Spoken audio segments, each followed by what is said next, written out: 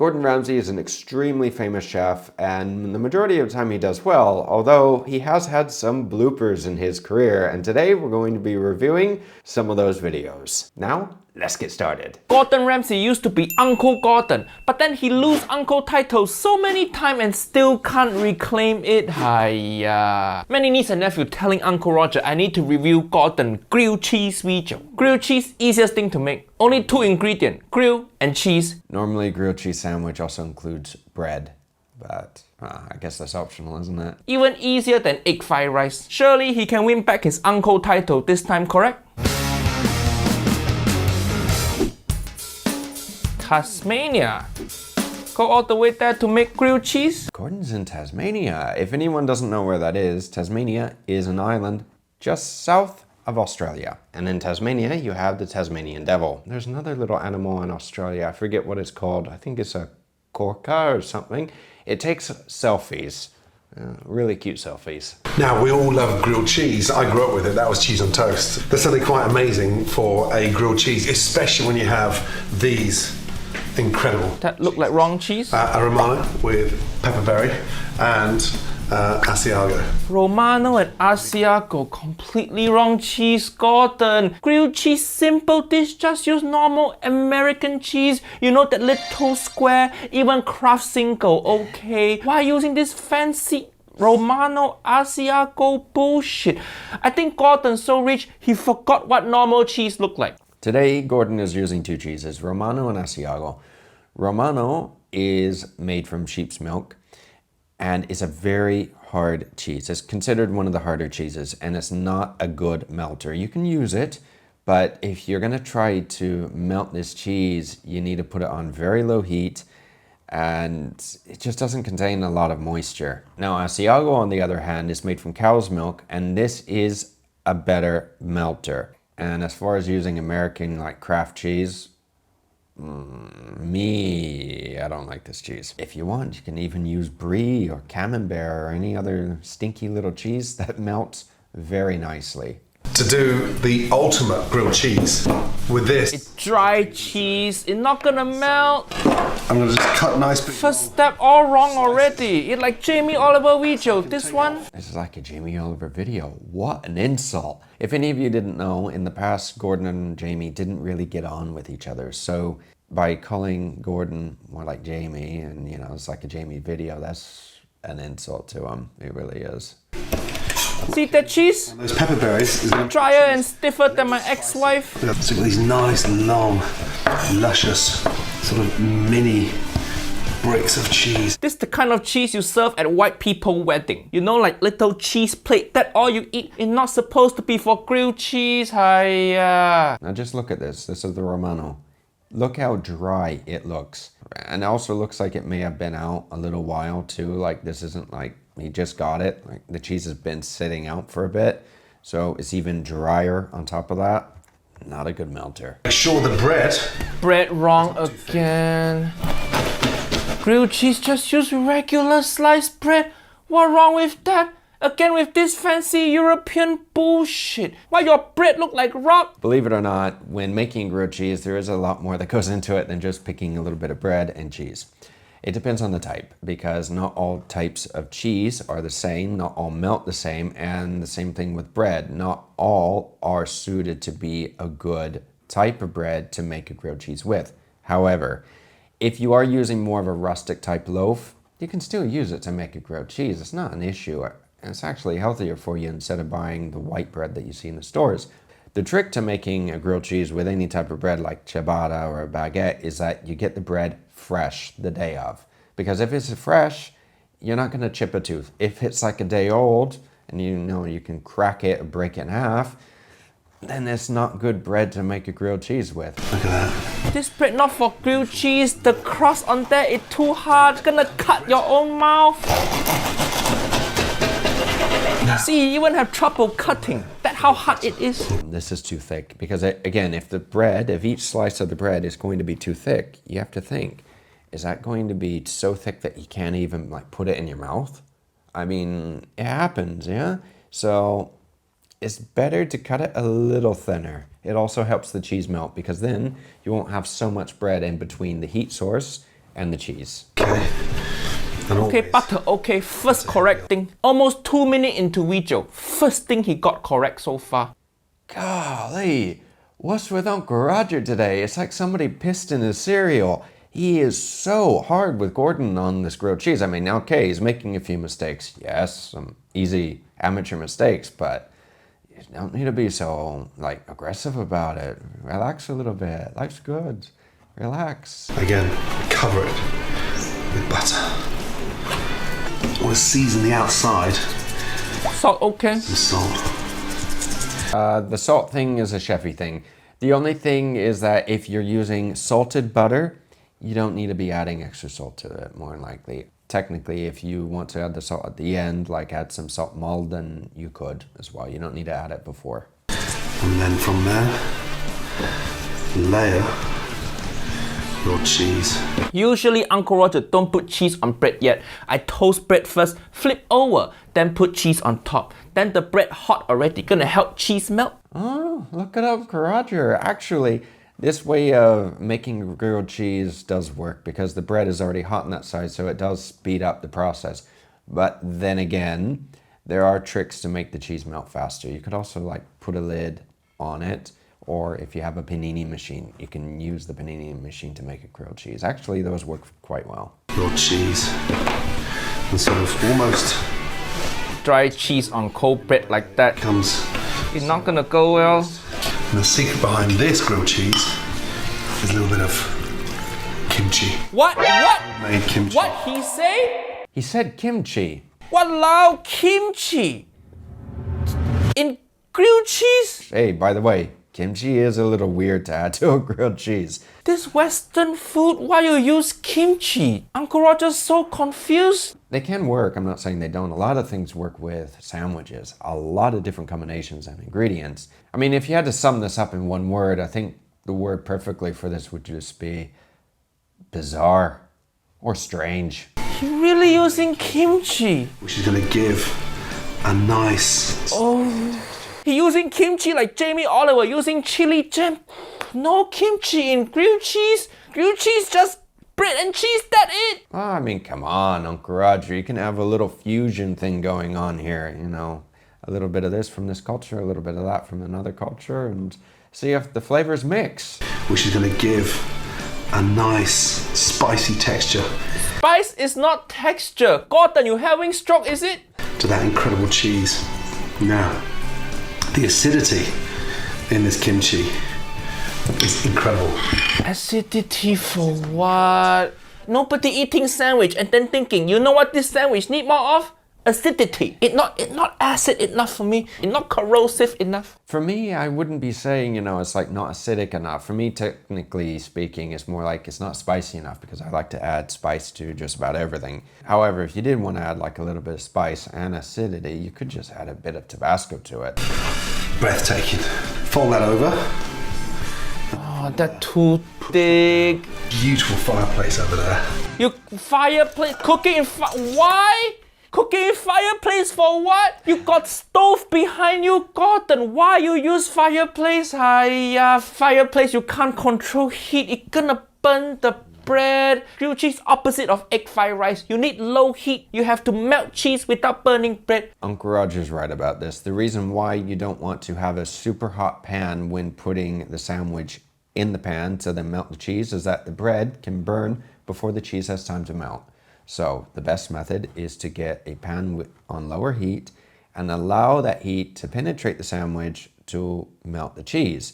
There's nothing wrong with using a fireplace or even a stove to cook things. I've done that in the past in the US when I was living out on the farm. It's just very important to keep an eye on it, especially when you cannot control the heat. Nice and That's so extra. You're not white woman, Gordon. No need to be rustic. Fireplace only for keeping warm and burning evidence. warm. Touch of olive oil in. Touch of oil and he pour whole bottle. Get the temperature up. Push that down. Nice. Pressing it down is not going to do much to help it, you know, especially in the beginning. And in she goes. No. If your grilled cheese sizzling, you fucked up. Your pan too hot, this fire too big. Your sandwich too thick, the fire too far from cheese, it's not gonna reach it. The fire and cheese in long distance relationship, how this gonna work? Hiya. I have a sneaky little suspicion that this is gonna burn. And if I'm right, you have to give the video a like. Now, as she cooks, start putting some weight on there. Push it down for what? Pushing that down. This grilled cheese, not emotion. Just pushing that down.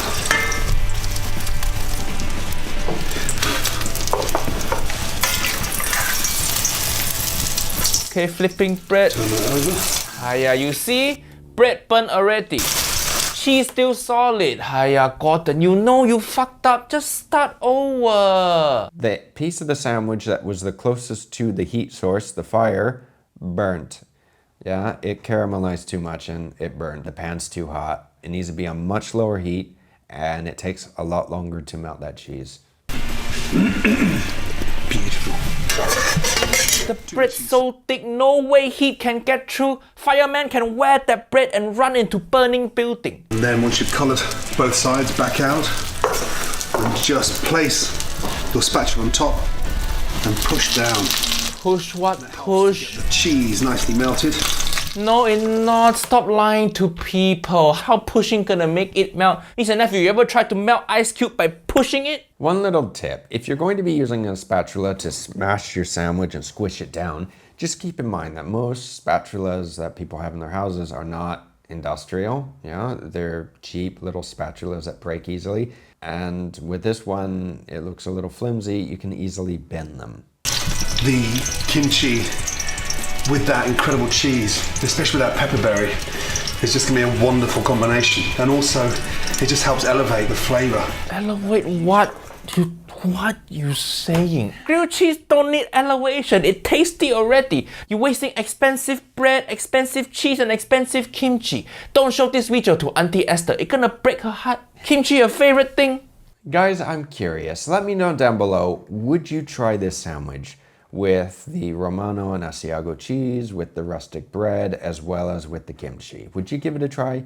If you have done something a little similar, or if you have made like a bizarre combination as well, let me know down below. I'm curious to find out. Grilled cheese. Take that out. Turn that over. Look at that. Look at that. The cheese look like block. Grilled cheese not supposed to look like Minecraft. It's cracking away. Beautiful. The cheese is melted. No, it's not melted. Stop lying to people, Gordon. A few little tricks to make the cheese melt faster. If you're using a pan, instead of actually closing the sandwich and then doing one side and the other, open both sides of the sandwich, put the cheese on top, and then put a lid on it. And then, after the cheese is melted, you can combine the two pieces, the two halves, and you have a grilled cheese sandwich. You can do the same thing in the oven as well if you don't want to use a pan. And that way, it is a better way of trying to avoid this burning situation and also to help you melt the cheese, because otherwise, who likes a grilled cheese where the cheese isn't melted? Yeah, how crispy that is. How many cutting board you need to cut bread? Beautiful. Raw cheese on burnt bread. See how hard it is to chew?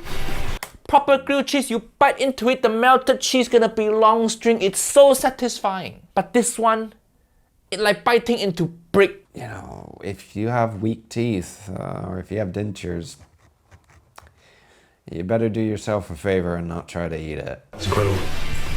Incredible. Spicy. The acidity of that kimchi and that bread cooked in the open fire.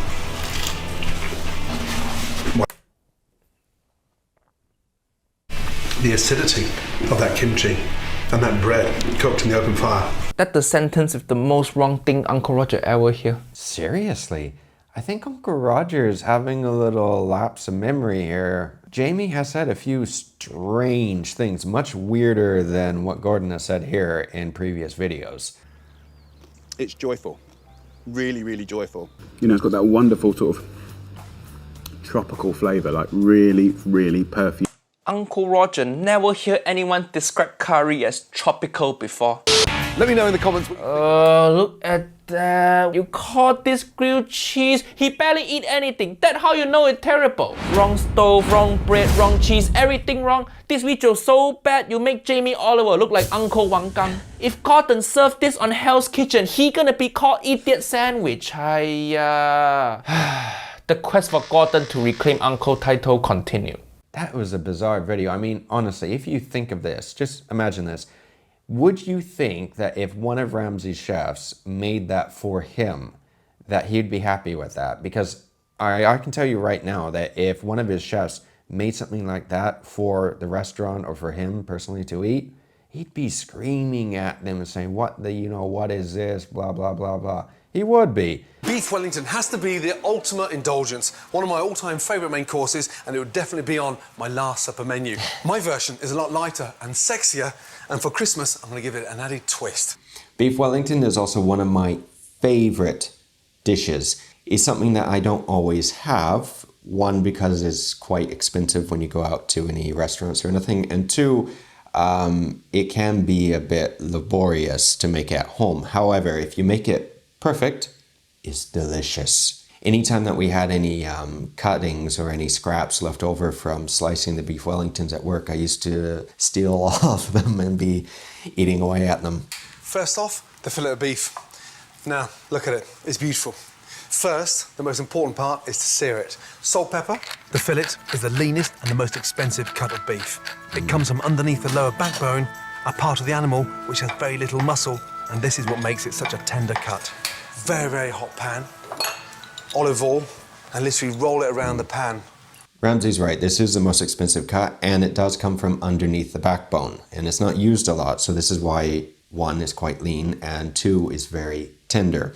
Now with the beef tenderloin, you have more than just the fillet or the filet mignon. You also have the chateaubriand, you have the chain, which is not something you throw away. You can use that for soups, stews, stir fries, and depending on how you cut it, you can either leave the roast or the head on the meat, or you can take it off and use it as another medallion or any other steak. Sometimes we cut it, sometimes we don't, and once you get closer to the tail, the meat starts becoming a lot softer, so it doesn't hold together very well. And literally roll it around the pan. We're not cooking the beef, we're just searing it, which will really help to give another layer of flavour and beef in. I have worked with a lot of Ramsay chefs, and they say no black pepper or black pepper. Yeah, sometimes they can contradict themselves. Normally, when you're working and you have a question for the head chef, and he comes by and you ask him, how do you want me to make this? And he'll say, blah, blah, blah, make it like that. Okay.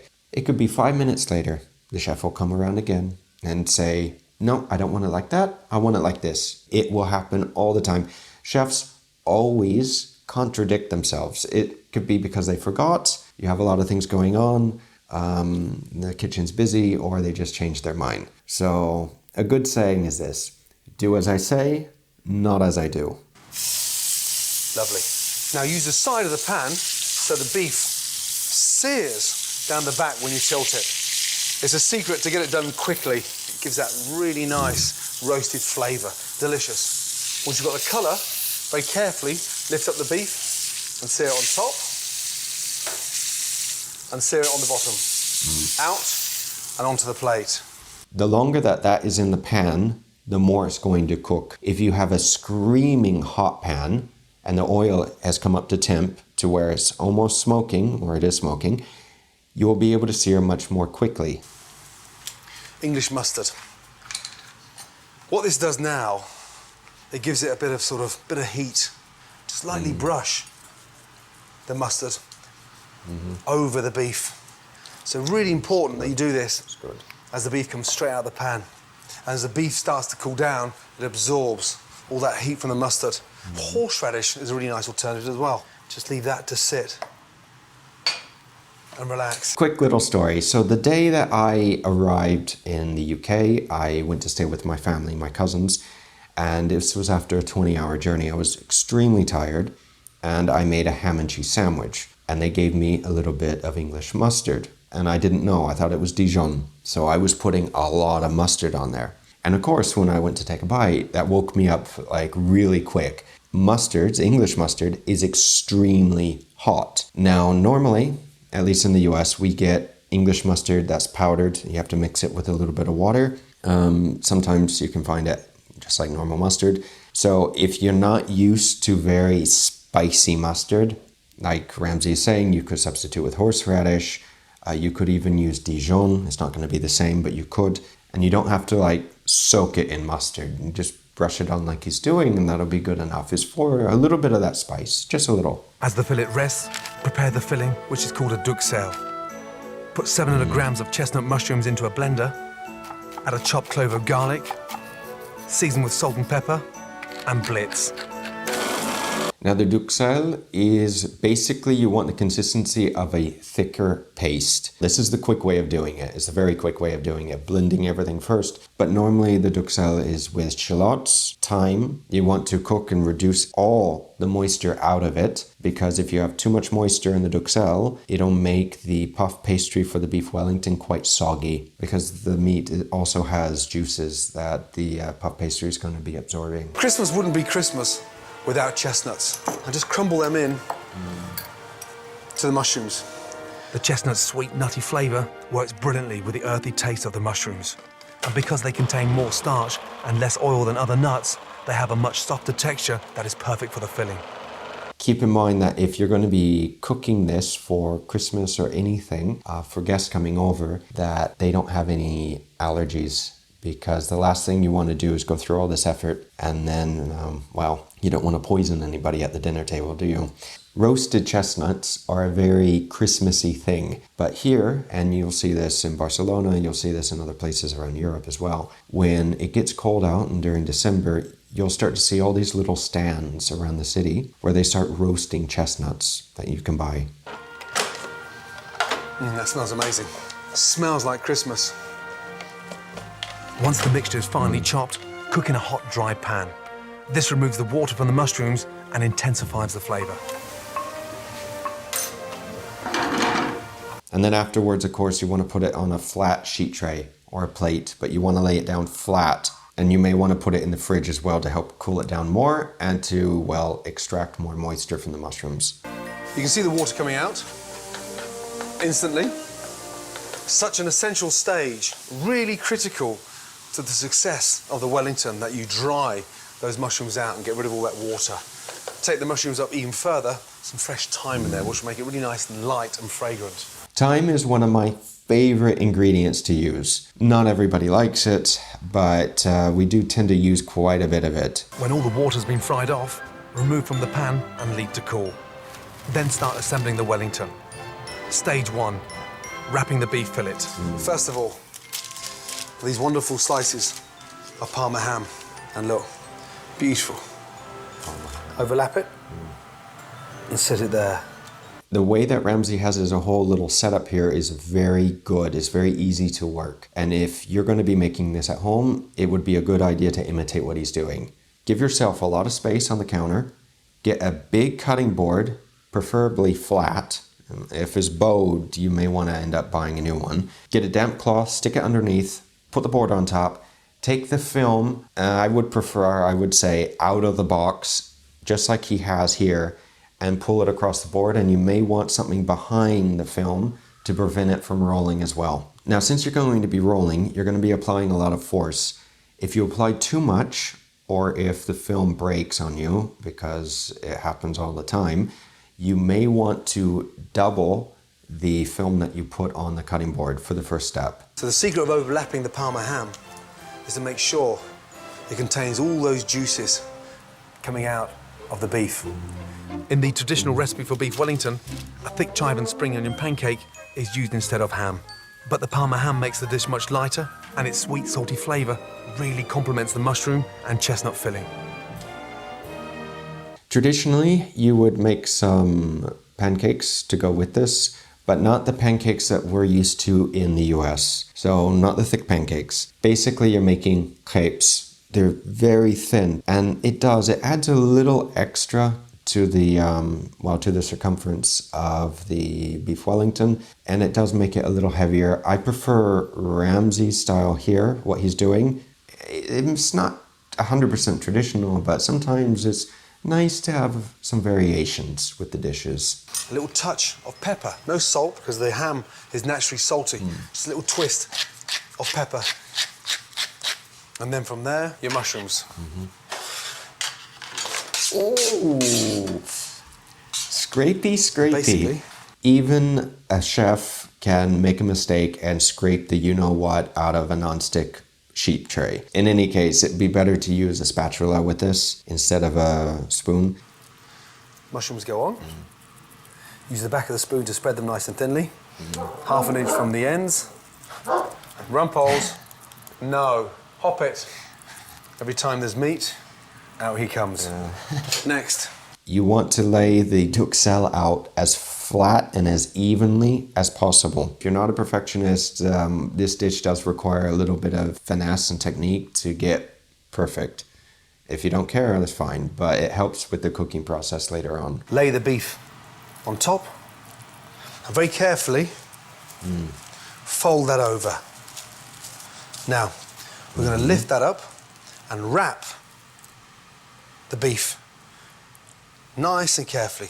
So all that mushroom and parma ham is encasing the beef all the way over. Push it nice and tight. And this is where I'm saying that if it does break on you at this stage, which I have had it happen before with rolling other types of meats for other dishes and everything, it can be a pain in the you-know-what. So if it does break on you, just put on a second layer on the first layer for this to fold over, and you'll have a much easier time. Roll it nice and tight and go all the way over. Now, the secret from here is to really let the cling film do the work. Just nip it at the ends and squeeze. And what we're doing is just creating this wonderful sort of cylinder shape off, and then just twist it nice and tightly. And the tighter it is, the more perfect the shape. Then place in the fridge for 15 minutes to firm up. If the beef tenderloin, or if your cut of meat is not quite, but almost the same length as the film, it's going to be difficult twisting it. And it's going to shrink a little bit, but not as much because the juices are going to be sealed inside. You want to make sure that your beef is smaller than the roll of film that you're going to be using.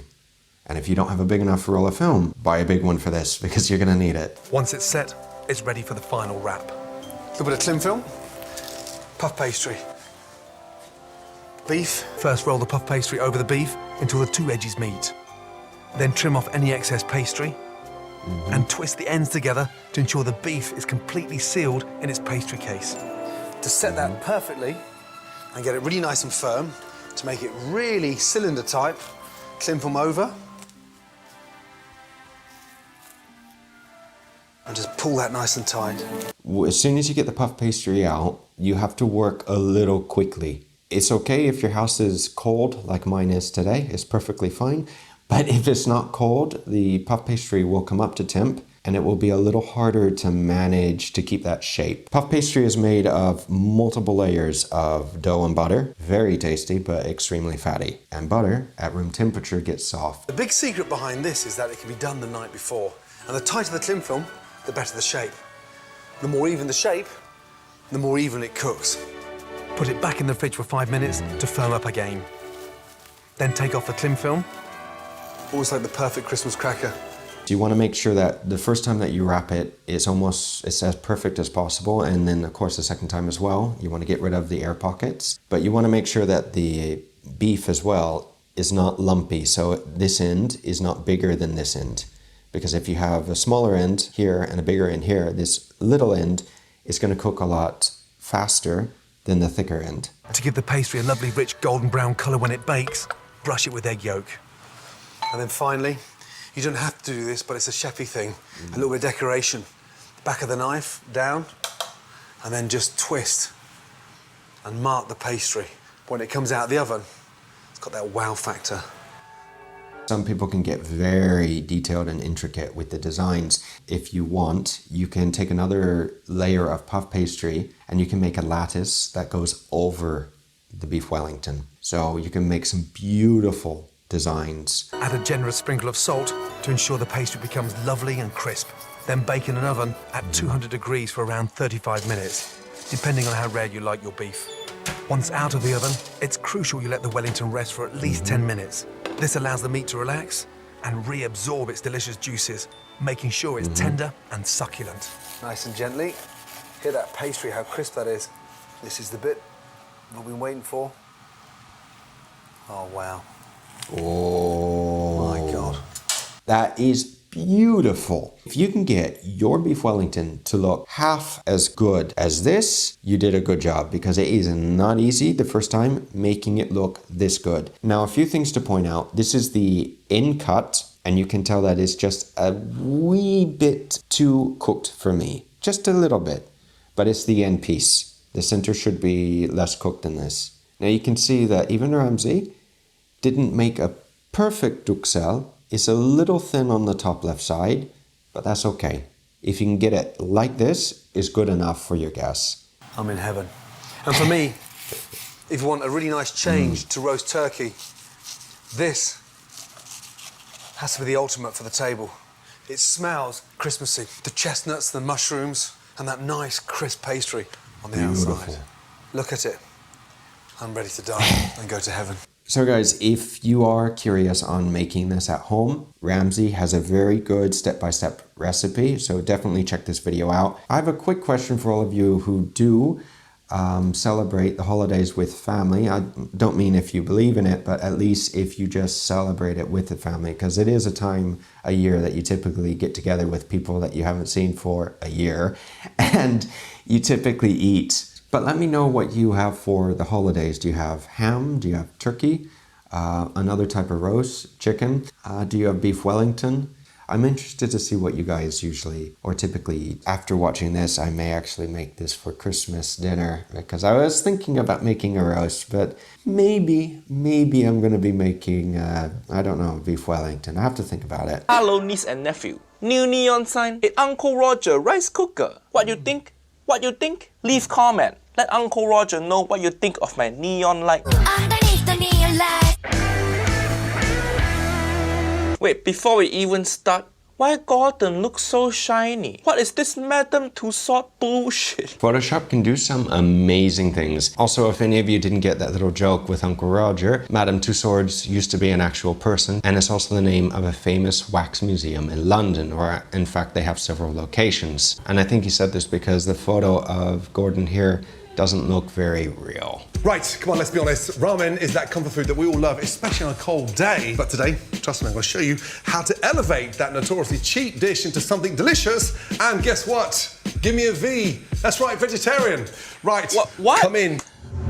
Gordon, making vegetarian food? Gordon, I thought you hate vegetarian. I'm allergic to vegetarians. I come out in a rash. Why you make vegetarian food now, Gordon? Why you bow down to those people? What's the point of having all those knives back there if you're vegetarian? What you gonna use that cleaver for? Bok choy? This is going to be interesting because normally Gordon doesn't make vegetarian recipes. Well, he does have vegetarian recipes. Obviously, you always have a couple vegetarian recipes on the menu and your restaurant and whatnot, but specifically actually make a vegetarian recipe for a video. Let me know down below, guys, if you think this is going to be better than Jamie's Ramen, Nick DiGiovanni's, and well, hopefully it will be better than Angela Lawson's, because that one, I think that was the worst. It wasn't even really ramen, it was just basically instant ramen that she added noodles to and some other little bits and pieces. So if you haven't seen those videos, then be sure to check those videos out after seeing this one as well. And guess what? Give me a V. But give me a V is actually good pickup line. Niece and nephew, go to bar, find woman you like, and tell her to give you a V.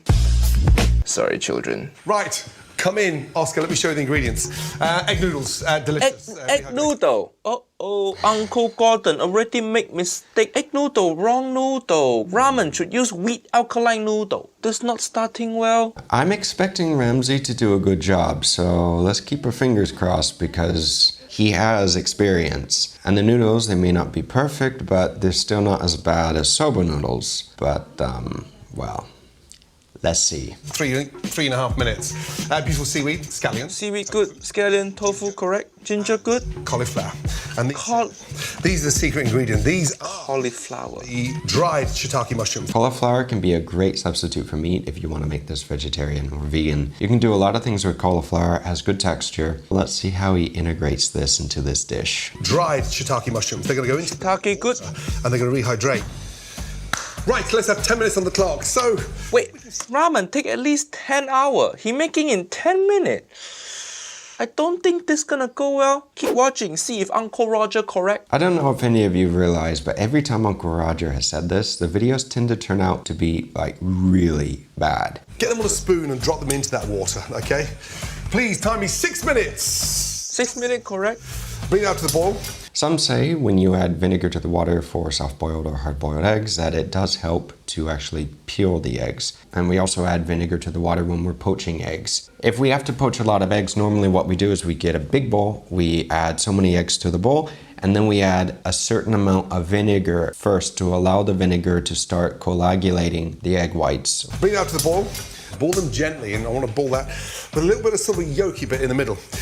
Good, soft boil. Into the water immediately, okay? In. Mushroom in water. Sort of go up a level. Okay, I hope he making tare and not just whacking everything in pan. I hope so too. But I think he added the mushrooms to the water to help rehydrate them because they are dehydrated. Then again, Gordon only has 3 pots and pans on the burners, so he may be throwing everything in the same pot. Turn the gas up, okay? And now we're going to start creating that base. First off, a tablespoon of miso paste. No, you don't put miso paste in your boiling water. It's gonna kill the miso. You want to make miso tare separately. Hiya, this is the same mistake Nigella Lawson make in her ramen. Gordon, you make me so sad. Uncle Roger is right. You don't want to boil the you-know-what out of the miso paste because you lose the flavor, you lose a lot of the benefits of adding it in the first place. But Jamie did the same thing in his video before making his broth and then cooked it for 4 hours on top of that. Okay, and give that a really good mix. Now those mushrooms are doubling in size. Okay. Doubling in size, just like Auntie Helen after our marriage. And the exciting thing now is that they're starting to give flavor to that water. Wait. Just 1 tablespoon miso in that big pot water. What? What the point? Not gonna taste like anything. This just husky hit of miso. That not enough? A husky hit of miso. From there, Oh, you a don't. nice tablespoon of soy. Oh, now you just whacking random shit in boiling water. This video seems to be turning into the carbonara fiasco that we reviewed with Vincenzo. Then again, this is supposed to be a 10-minute ramen, and if you're going to be doing that, I would say get a pack of instant ramen and just make it. It's not the healthiest, it's not the best, but it'll be quicker and easier than what this looks like it's turning into. Tablespoon of soy. Oh, now you just whacking random shit in boiling water. Touch of mirin. Okay, that gives it a little bit of lift and a bit of a bite. If there are any ramen chefs watching, can you please comment on the addition of mirin? And correct me if I'm wrong, but mirin is a sweet rice wine, similar to sake, but it has a lower alcohol content and a higher sugar content. And because of that, you do need to be a little more careful so you don't burn it. One of my favorites, togarashi spice, a beautiful Japanese pepper in. Lightly season it with the chili flakes. Why? Chili flake and togarashi pepper, same thing? You're wasting money and wasting time? Get your egg noodles in, okay? Uh-oh. And then from No, don't put your egg... Ugh. Wrong noodle, first of all. And don't put your noodle in the broth. You should cook separately. The broth need time to extract flavor out of ingredient. You put noodle in broth for that long, it's gonna be soggy and dead in the end. Hiya. Gordon, every step wrong so far. What happening? I do have to say though that Ramsay is adding the soba noodle, well not the soba noodles, the egg noodles to the little broth that he's making to save time instead of having to put another pot of water on. So he's cutting some corners, or he's cutting a lot of corners to make this. the gas, okay? That's right, turn off the gas. Now, give that a good mix. Taste that broth. Why taste for what? Shit in water for 2 minutes. Where got taste? You just tasting soy sauce in water. 2 minutes, not long enough for anything. Trust me, Uncle Roger, no? That's delicious. Touch more salt, okay, for me. And then a little bit of salt, and look, the seaweed. Seaweed now? And just cut up. No, no, no. What he doing? What he doing? Oh my God. Seaweed into boiling water. What you doing, Gordon? Seaweed in broth? Just gonna disintegrate into the water. Hiya, you killing me, Gordon. And you killing the seaweed. Uncle Roger have to put my leg down from chair already. Gordon, you fucked up. Seaweed supposed to go in ramen last thing, right before you eat. Like go watch Uncle Roger make ramen video. See how it done? We haven't seen his first ramen video. We should see that. Now what Gordon is doing here is he is making the dashi, the broth, and he's making the tari all in one. He's not making it separately. It's to save time and everything. The thing is, if you add the kombu or the seaweed too early and you boil the you-know-what out of it, it can make it bitter. And it looks like he's using nori here, which is a thinner seaweed. Kombu is a lot thicker. This is a recipe that normally takes hours to make, only being made in less than 10 minutes. So you can't expect that much. Nice long sort of almost strips like julienne. No. Every minute this broth is getting better, tastier and deeper. It's getting wronger. That's what it's getting. Vegetables. And then just taste again. Good. Now it's nearly there. Nearly where? Hell, that where? I like to know when he's going to start cooking the cauliflower, because cauliflower itself, depending on how thick you cut it, can take quite a bit of time to cook. Again, depending on how thick you cut it. Tofu. Just literally Tofu, okay, because vegetarian. beautiful strands, Not my first choice, but okay. and just place that on top. Wait, tofu straight into what? In vegetarian ramen, tofu replace the pork belly. So you need to marinate the tofu first. Don't just serve raw tofu. It just tastes like bean. Marinade. Oscar, please, pan down. Have a quick look. Apparently Ramsay's going to be marinating the tofu in the little broth that he's making. It could have been more so. He could have added the box tofu that Jamie added in his egg fried rice, a very wet tofu, and he could have just smashed it up like he did as well, and he didn't. He cut it, so it's not that bad. Now, Yeah. like this smorgasbord of delicious ingredients. That look just like miso soup. Where got ramen? Don't look like ramen at all. If your ramen look like miso soup, you fucked up. Delicious ingredients. And man, that's good. That's so good. Man, that's good. He keep tasting and he keep lying. Take your sesame oil and just Sesame oil, hiya. I think that's gonna be the only aroma oil he use. make sure the gas is off. I want a touch more spice in there for me. Just a touch. Now, if any of you wonder why Ramsay is hopping around so much, being a little jumpy, it happens when working in a very busy kitchen, and you can develop this habit quite easily. And especially when you're cooking against a timer, or you have like a set time to cook everything in or to do things, you can get a little antsy. I mean, it does look like you may have ants in your pants, but that's not the case. Let it simmer. The gas. This ramen, this not jazz. You don't just improvise. Gas is off, okay? Eggs are boiling. Time, please. Right, 3 minutes Okay. down. Cauliflower. Cauliflower. Now, this gives it a bit of texture to the ramen. It's a great way. I guess for vegetarian ramen, cauliflower okay. These bits here, just cut round there. Slice those bits nice and thin. And these stalks are so delicious.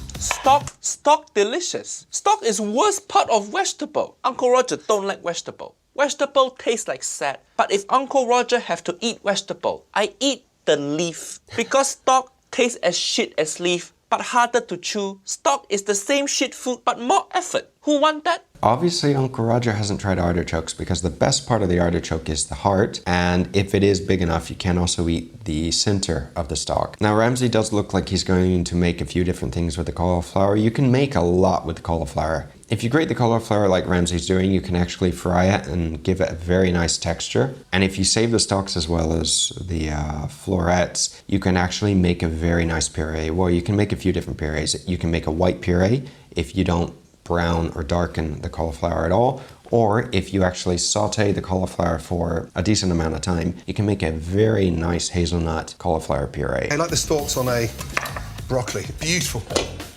ramen, and put those stalks in there. Take your cauliflower. He's still going on about cauliflower. Lightly season it. Dust that with some rice flour. Crunch.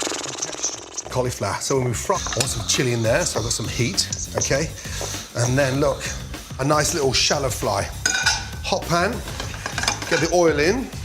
Nice crispy texture that sits on top of those noodles. 5 minutes down.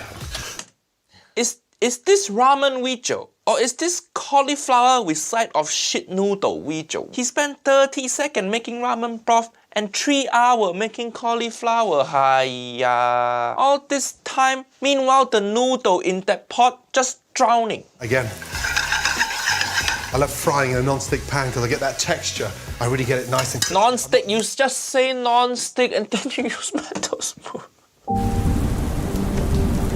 Cannot use metal spoon in non-stick, Gordon. Hiya. Why like this today? What wrong with you? It looked like you care more about getting your shirt to match the cabinet than making good food. I think Gordon is using his signature pans. I think that's what they are. And you supposedly can use metal because of the way that they're designed. You're not scratching the Teflon. I've never used them, so I don't know. I can't say for sure if they're good, if they're not. Now, Teflon was a miracle invention when it was first created because it was non-stick. However, at that time, there were chemicals in the making of the Teflon process that were not the best for you. And today, companies have tried to switch to more non-toxic ways of creating Teflon, and they work, but still, you know, it's a personal choice of whether or not you want to use it. Look at the colour of that cauliflower. Beautiful. Now it's going golden brown. His shirt does actually match the color of the walls. Can we go back to ramen now, please? That I want. Get a little slice of kitchen towel. Get that ready. Hiya, colander and cauliflower together. This Weejo have all of Uncle Roger nightmare. As that gets really nice and crispy. I put a bit of chili in there as well. My mom gonna go beat you up, Gordon. Scrape, scrape, scrape with metal spoon. Got some wonderful spring onions. Okay, spring onion, good, finally. We're done with cauliflower. Longer on the bias. Gordon is rushing because he is cutting the green onions too thick, like way too thick. Because imagine getting a piece of green onion this big. It's not very nice unless you like green onions. Raw green onions too. So I go sideways this time. Sideways. Uncle Roger likes sideways also. And the sort of white parts, again, I'm just going to sprinkle in. Oh, you sprinkle into broth. Spring onion in ramen broth, okay. But you're not gonna have enough time to get the flavor out. 10 minutes. One more final taste. And look at it in there. Oscar, come in, pan down, pan down, pan down. No, please. don't tell Oscar to pan down. Uncle Roger want you to put your pan down. Stop cooking.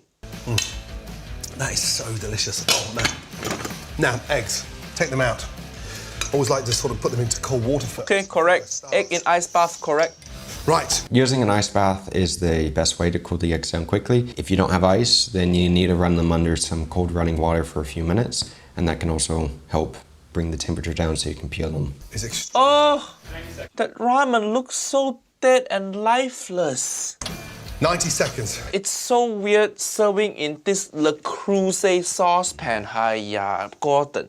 Just buy ramen bowl. You cannot afford ramen bowl, is it? Your daughter on Strictly Come Dancing. Ask her to lend you some money. Buy some ramen bowl. Tilly, help your old guy out. Go. To be fully honest, that little cast iron pan that he's using costs a heck of a lot more than a ramen bowl. Pickled ginger, my scallions, spring onions, and then look, this beautiful, nice, crispy cauliflower on top. I think this video, Gordon, sponsored by Cauliflower Company. He spent so much time talking about it. Flour. Now with the eggs, tap, tap, tap. Pull, pull, pull, and then just put it in the top of your hand. Don't blow egg. This is not a hygienic technique that you can do in a normal kitchen. Like seriously, imagine having like 100, 200 eggs to peel and you're blowing in each one and you're sick. Not the best thing. And that from there, literally, should come off super quick, and it is. Okay, the egg peeling quite And proper. then literally, I give you that. runny, yolky, and then look. Yolk, correct, it look good, but you need to marinate your egg, Gordon. Look at this egg. It's whiter than Jamie Oliver. Who want to eat? Just from there, just literally snip, snip, snip. What is it? That is not... Fresh cilantro, coriander. No.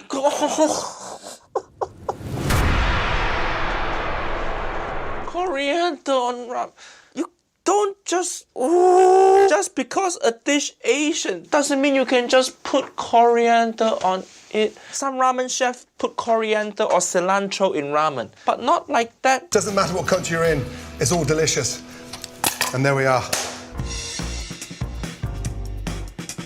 Well, ramen in 10 minutes. And if you noticed, Ramsay was rushing the entire time. And he's a professional. So if it took him a little bit of effort to try to make this in only 10 minutes, you can only imagine what it may take you if you don't have a lot of skill in the kitchen.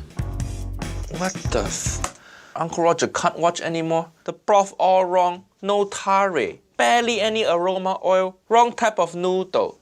Ugh. I know this is supposed to be quick 10-minute ramen. But if you want ramen in 10 minutes, just make instant ramen. Even that better than this? Or go to ramen restaurant. Get ramen in 10 minutes. Easy. Gordon, your egg fried rice so good. Why your ramen so bad? Uncle Roger cannot call you Uncle Gordon anymore. I need to take back that title. Gordon, you're supposed to be one of the good one. Why you join dark side? To all of you, thank you for watching Ramsay in 10. If I went too quick, I Oh, apologise, he changed but shirt. Slow it down. Now, don't forget to pick up Ramsay in 10 cookbook inspired by this He got series. cookbook. And trust me, you're going to come out a much better chef. You're gonna teach all wrong recipe, is it? You know, I was actually looking forward to watching this to see how Ramsay would maybe put his spin on a classic ramen dish. And I honestly thought throughout the video that it was turning into more of a troll video. It's like Jamie Oliver's book in like 10 minutes or 15-minute recipes. Sometimes, yeah, it can take that if somebody has a lot of skill making it, but most of the time, it's going to take you a lot longer. Welcome to Next Level Kitchen, where I'm going to be showing you some recipes full of tips and tricks, but more importantly, to help take your cooking to the next level. Take your cooking to the next level. Did Gordon steal my catchphrase? I used to say this in my early videos with YouTube. So, who knows? Maybe, huh? And I think you know by now that I love an absolute challenge. So this is curry in a hurry. I'm here today to show you one of my favourite dishes, butter chicken. I actually went all the way to India, to the birthplace of butter chicken, to really understand what it takes to get this chicken curry absolutely right. I haven't seen any of the videos where Gordon actually did go to India to learn how to cook like butter chicken and a few other dishes from India, like biryani and everything. But we should see some of those videos because I think he did enjoy that trip quite a bit. First off, we're going to marinate the chicken. Now, you know I love a challenge, so I did say curry in a hurry. So let's put 15 minutes on the clock, please. Let's go. Right, first off, get that chicken, take off those little tenders, and just cut those tenders in half. Put them into your bowl. Get your breast, and literally slice it down the middle. You can see that Ramsay here is cutting on 2 cutting boards. So why is he using 2 boards? I think he's using the first board because it's for the chicken. So he doesn't want to do like a little cross-contamination. And then he's going to take that away and then use the cutting board underneath. Or it could be that he just wants a little bit of extra height. Depending on how much time you've got, depends on the size of the cubes, okay? So I want this done in literally 15 minutes. So literally cut them a little bit smaller. Gordon's right about this. The smaller that you cut any product, such as chicken, veggies, and anything like this, the faster they're going to cook. And the larger you cut them, the longer they're going to cook. And also marinade, because it takes a longer time for the marinade to penetrate a larger portion, such as a larger piece of chicken. If you're doing thighs, just cut the thighs into sort of 4 nice little bits of chunks. If you're doing legs, which you can also make that beautiful chicken with legs, then just literally keep the legs whole. Now, into the marinade we go. All right, so if anybody saw that, normally when you handle raw chicken, you need to wash your hands thoroughly with soap and sanitizer and everything, and then dry them off, and then you continue working. Whereas Ramsay literally just touched his chef cloth and wiped his hands off. Normally in the kitchen you see some chefs do this. You even used to see Julia Childs do this in her cooking. She used to be handling raw poultry and then taking a chef cloth and wiping your hands off and touching everything else in the kitchen. This technically is cross-contamination. So I wouldn't recommend to do this at home just so you don't get sick, but this is technically cross-contamination. Inside there, touch of salt, some pepper. And now this is where the marinade starts. Fresh turmeric, about a teaspoon. But again, just cook with your eye. Literally a nice teaspoon of turmeric. Cumin as well. Again, a little teaspoon of cumin. Oh, so far this is looking a little better than Jamie's curry. Gordon is using a lot more seasoning than what Jamie was using in his. Some ground coriander. And again, literally just cook with your eye. A nice teaspoon. In she goes. Cayenne. Sometimes you can use a really nice smoked cayenne pepper as well. And that gives it a little bit more sort of richness to the actual butter chicken. And then my favorite spice, which is a mixture of 16 to 20 odd spices, a fresh garam masala. So Gordon is adding a few different ingredients such as cayenne instead of degi mirch. And cayenne can be quite spicy. So if you don't want this to be super spicy, you need to use a chili, even if you can't get it, but you need to use, say, paprika or something, sweet paprika that has that red color, but that's not going to be that hot. Also, guys, if you see that my voice is starting to go a little bit, I lost my voice last week because I've been sick, so yeah, in the rest of the video, my voice may, disappear a little bit. Get your yogurt and literally go in with 3 nice tablespoons of yogurt. That will help really marinate the chicken, and it will really start adding that lovely flavor. Now, the reason why he's saying that yogurt works is that they actually did a study, I forget which study it is, but you guys can look it up, is that the yogurt can actually penetrate the muscle fibers much more effectively than just, say, oil or other substances. So you see a lot of marinades, especially in Indian cuisine, with yogurt.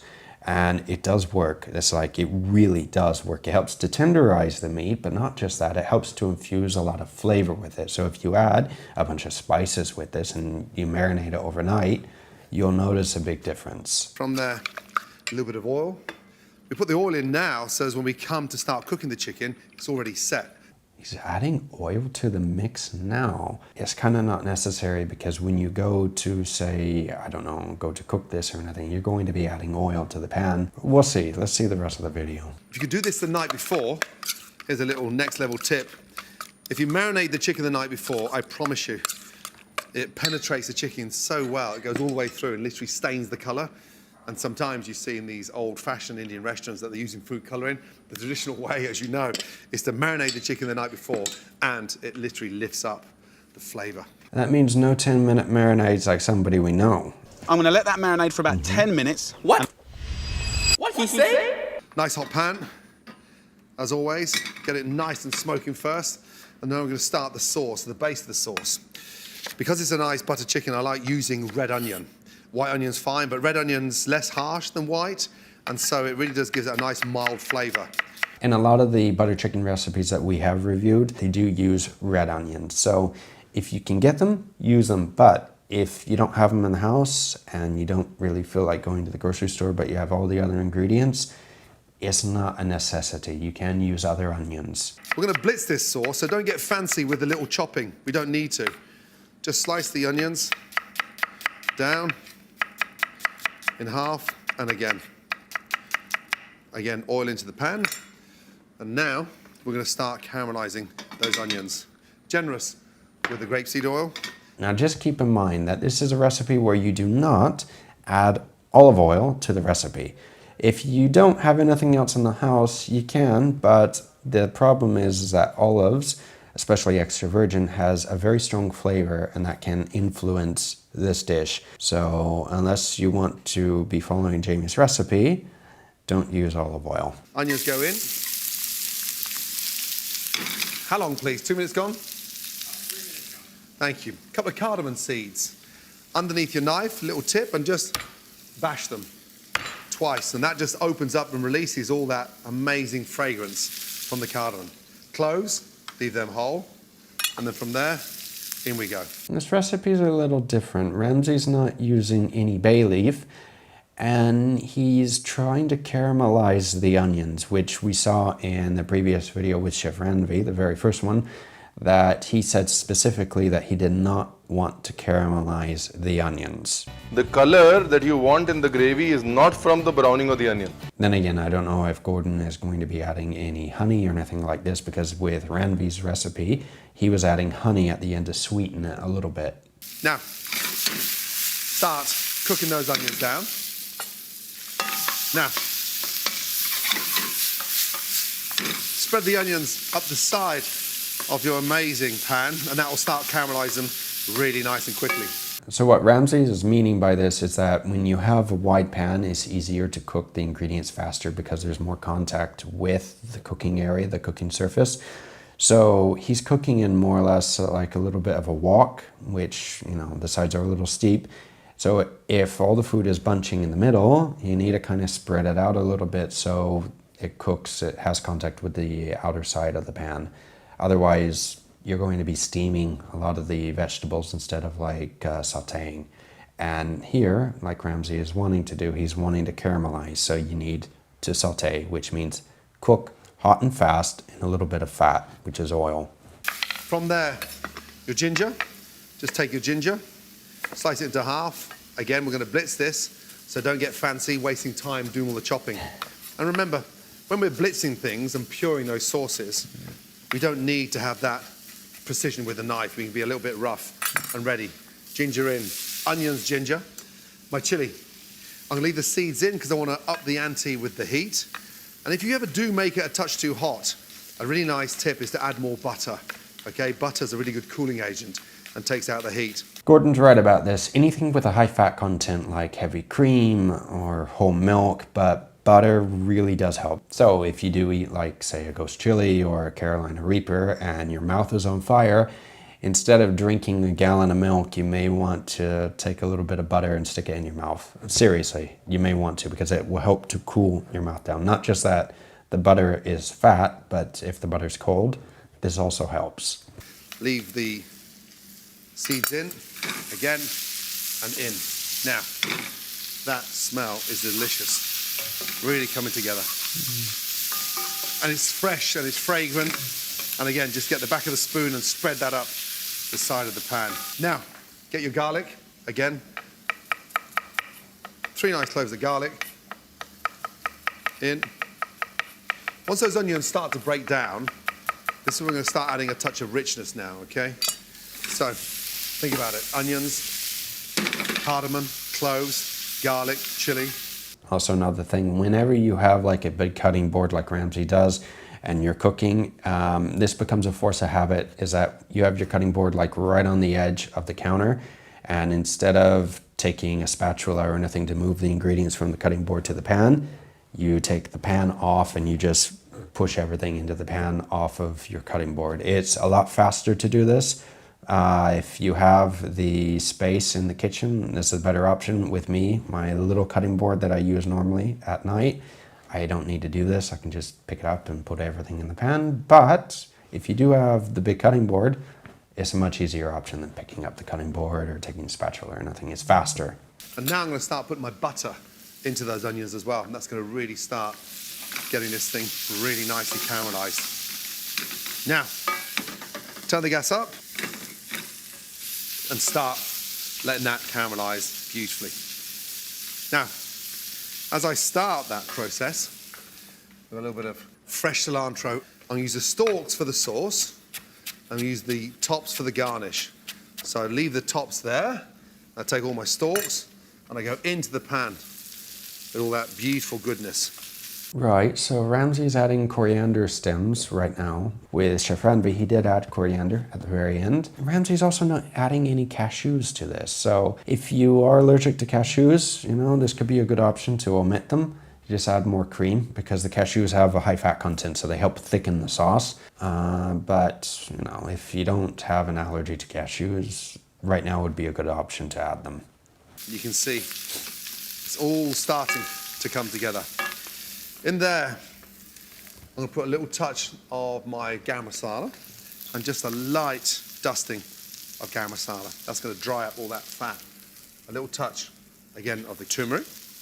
And I'm sort of just literally lightly dusting the onions, cumin, because I want to toast this spice in there now. And it's very similar to the mix that I put in with the chicken in the marinade. I'm sure all of you are noticing that Ramsay today is really just winging it. He's not measuring anything. He's literally just cooking by eye. And now, as you can see, that paste is coming up really nice and soft and caramelized, and it's starting to really smell delicious. Touch of the cayenne. So it's a similar sprinkling that I did in the marinade. And look, toast that now. Ooh, this seems like it's going to be a spicy recipe. Ramsay keeps adding more and more cayenne to this. I don't know. Yeah, it looks like it's going to be spicy. Look what's happened to my onions. They've almost disappeared. They've gone into this nice, sweet, caramelized puree. In the pan, next to it, because this is a quick marinade and it's literally a curry in a hurry, okay, I'm going to start cooking my chicken. I've got everything I need in there. The marinade, the yogurt, and the oil. And we just literally start cooking the chicken. Beautiful. Quick tip, if anybody doesn't want to like clean a lot of oil and splatter around their cooktop or around their hob, then it's a good idea to use a deeper pan when sauteing any chicken or anything with a lot of oil and you need to like sear something. The deeper the pan, the less splatter and less spray you're going to have around it. That's the one thing about cooking that I don't like, is that afterwards you have to clean up. Get a little bit of colour on all the marinade in there, okay? And this is where this curry really starts to take on a sort of a nice flavour on its own. But look at those onions and all those aromats there, the ginger, the garlic. Beautiful. Well, I'll tell you what, so far Ramsay's not doing bad. Yeah, the recipe looks a little different than what we have seen, but so far I would have to taste it, but so far it doesn't look that bad. Now, just squash down the chicken and just get that coloured. If you want to go up to the next level, you can grill this chicken separately and then add it in, but I like to put it in the frying pan, especially when we've got a full household and it's a curry in a hurry. If you do have a grill, I would recommend doing it because that way it'll be more like a tandoori chicken, which you should be using, say, leftover tandoori chicken to make the butter chicken. That will add a nice smoky flavor to this, which is something that you need. And if you don't do that, or if you don't have that, you're going to be missing that element, that smoky flavor. So I'm curious to see if Ramsay is going to add a bit of a smoky flavor to this, like we have seen some of the Indian chefs doing in the previous recipes with buttered chicken. It doesn't take that much effort and is very effective. And that chicken's already changed colour. And don't worry about the colour on the chicken now, that's what we want. A nice richness. Now, that's caramelised all the way down. Time for the tomato sauce. Okay, open that up and then get your tomato sauce in. Literally half a jar. Ramsay's adding canned tomato sauce to this. Like seriously, canned tomato sauce. And if you look at this type of tomato sauce, it's like all tomato paste that's been added to a little bit of water and that's the sauce instead of actual tomatoes. It doesn't take that long to actually cook fresh tomatoes. So you just add them at the beginning of the cooking process and within less than 10 minutes, they're done. I would adjust this with the recipe. I wouldn't be adding canned tomato sauce to this.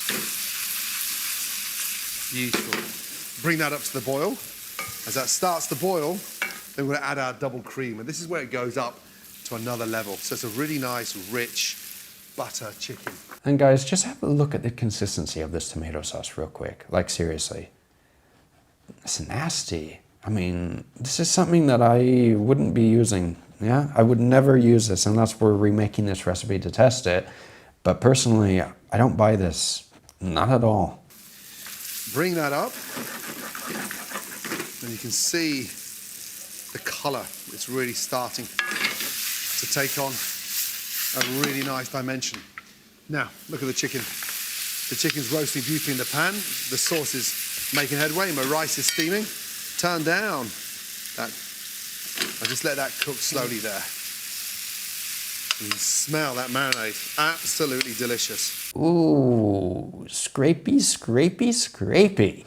The hex-clad pans are really good, but like any Teflon pans, you still need to treat them nicely. Now, I'm sure that you can use metal with them without really damaging the Teflon, but it's just a force of habit not to use and not to scrape a metal pan with a metal spoon. It's just bad form, bad habit. Then again, if you are a multimillionaire and the pans aren't yours, or if you don't really care, then it doesn't matter. Unless you don't want Teflon in your food. Like I said, the thigh, the drum, beautiful. When you're cooking with the breast, it's so much quicker. Now, before I start blitzing my sauce, I want to taste the flavour. And this is one thing whenever you're cooking, you need to taste throughout the cooking process, not just at the end. It's very important. If you need a little more salt, if you need, say, more cayenne, if it needs to be spicier, if you need to add this, that, or the other thing. Because sometimes, you can catch yourself, and instead of having like a bland dinner, you can make something delicious. Needs a touch more salt. Needs a touch of lemon juice. And that really brightens up the flavour, especially with the richness of the cream and the butter. Ramsay's adding lemon to this. I haven't tried lemon in butter chicken before, and we did see Jamie make with someone else as well a butter chicken that was a better butter chicken recipe, but we saw him add lemon with this. If you can add a little bit of lemon juice, And how much would you like? that'd be perfect. Brilliant. A lot of you guys were telling me with that video as well that some of you were saying it was okay, but then again a lot of others were saying that it's not. So let me know down below if the addition of lemon is something that's normal in India, depending on what region you're in, or if it's not, because I'm curious to find out. We blend our sauce. We're cooking the sauce twice, okay? So, now this is where I get a really nice velvety colour. Time, please. There's nothing like adding a little bit of Teflon to your sauce. You just scrape, scrape, scrape constantly. It's a good thing Uncle Roger's not reviewing this video. Maybe he will. If any of you guys want to see Uncle Roger reviewing this video, be sure to send it to him. Lid back on. Nice and slowly now because it's hot, so don't whack it up fast. Just nice and low, hand over the top, on, and just start that low. Literally 30 seconds, you'll see that nice, smooth, beautiful tomato gravy. Lovely. Now, take all that out on my pan. There's a nice thing about working with these pans. I'm going to put all that extra marinade in there because the sauce is going back inside here. Hex-clad pans. These are like Ramsay's pans. These are the only type of pans that he seems to use in all of his videos. And I think he also uses them in all his restaurants too. Now we got momentum. Turn that up.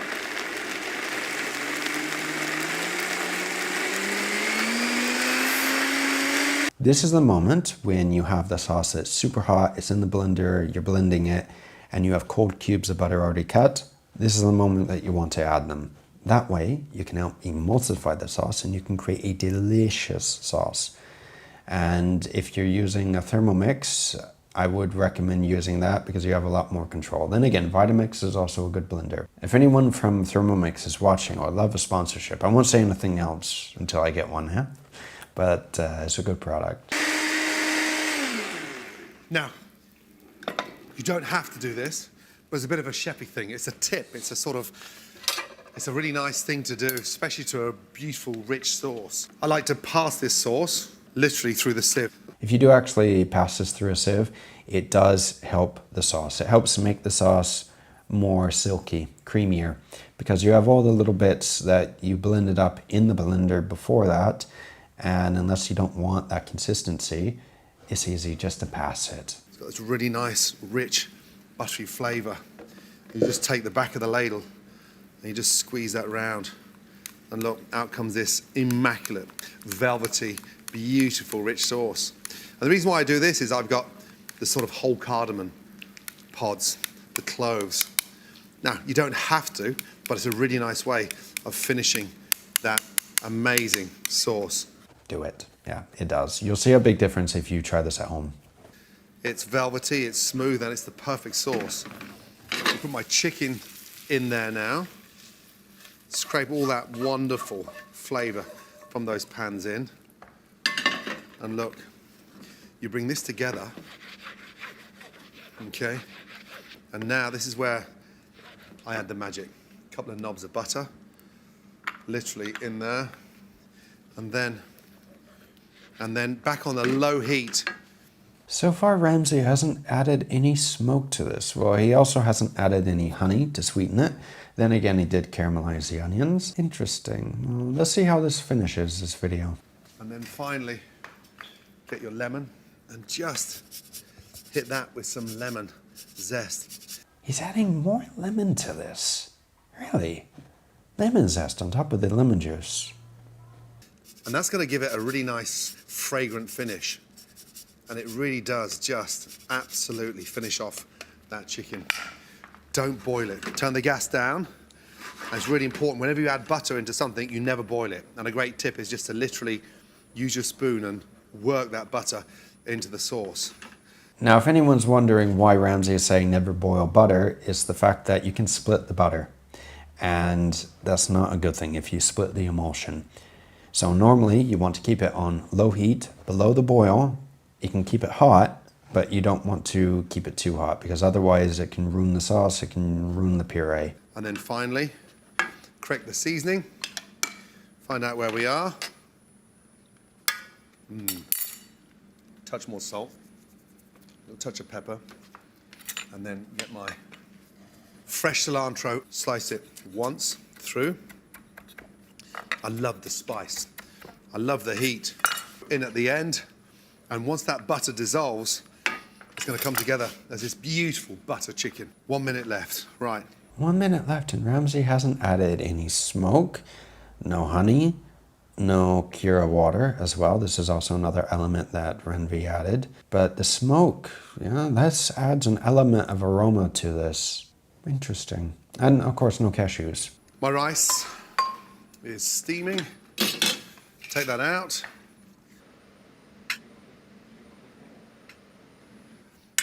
And even if you're doing a wonderful dinner party, literally serving this with homemade chapatis. Delicious. That there is literally the most amazing butter chicken done. Beautifully done. Huh, that's it. Well, it's a curry in a hurry, isn't it? So, I don't know, he left out a few stages of this recipe that I think could enhance it even more. That is curry in a hurry in literally 14 minutes and 58 seconds. Motherfuckers. Overall, if you just looked at the recipe or the finished product, let's say, it doesn't look like a bad product. Yeah, it looks good. It's emulsified, so, you know, it doesn't look like it's split.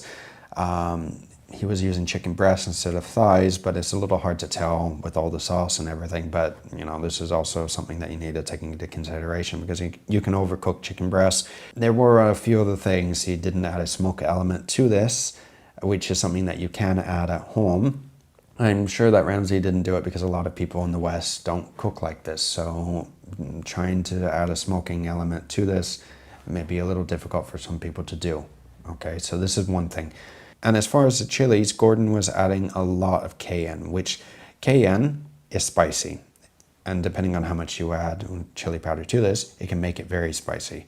So if you don't want that, you know, you need to substitute it for like a sweet paprika or Diggy Mitch if you can get that as well, but check it to make sure that it's not spicy. Gordon didn't add bay leaves, but he did add lemon to this. And I don't think I saw him add any cinnamon to this as well. And this is also another element that we have seen with, say, Ramsay's recipe, which is a delicious recipe.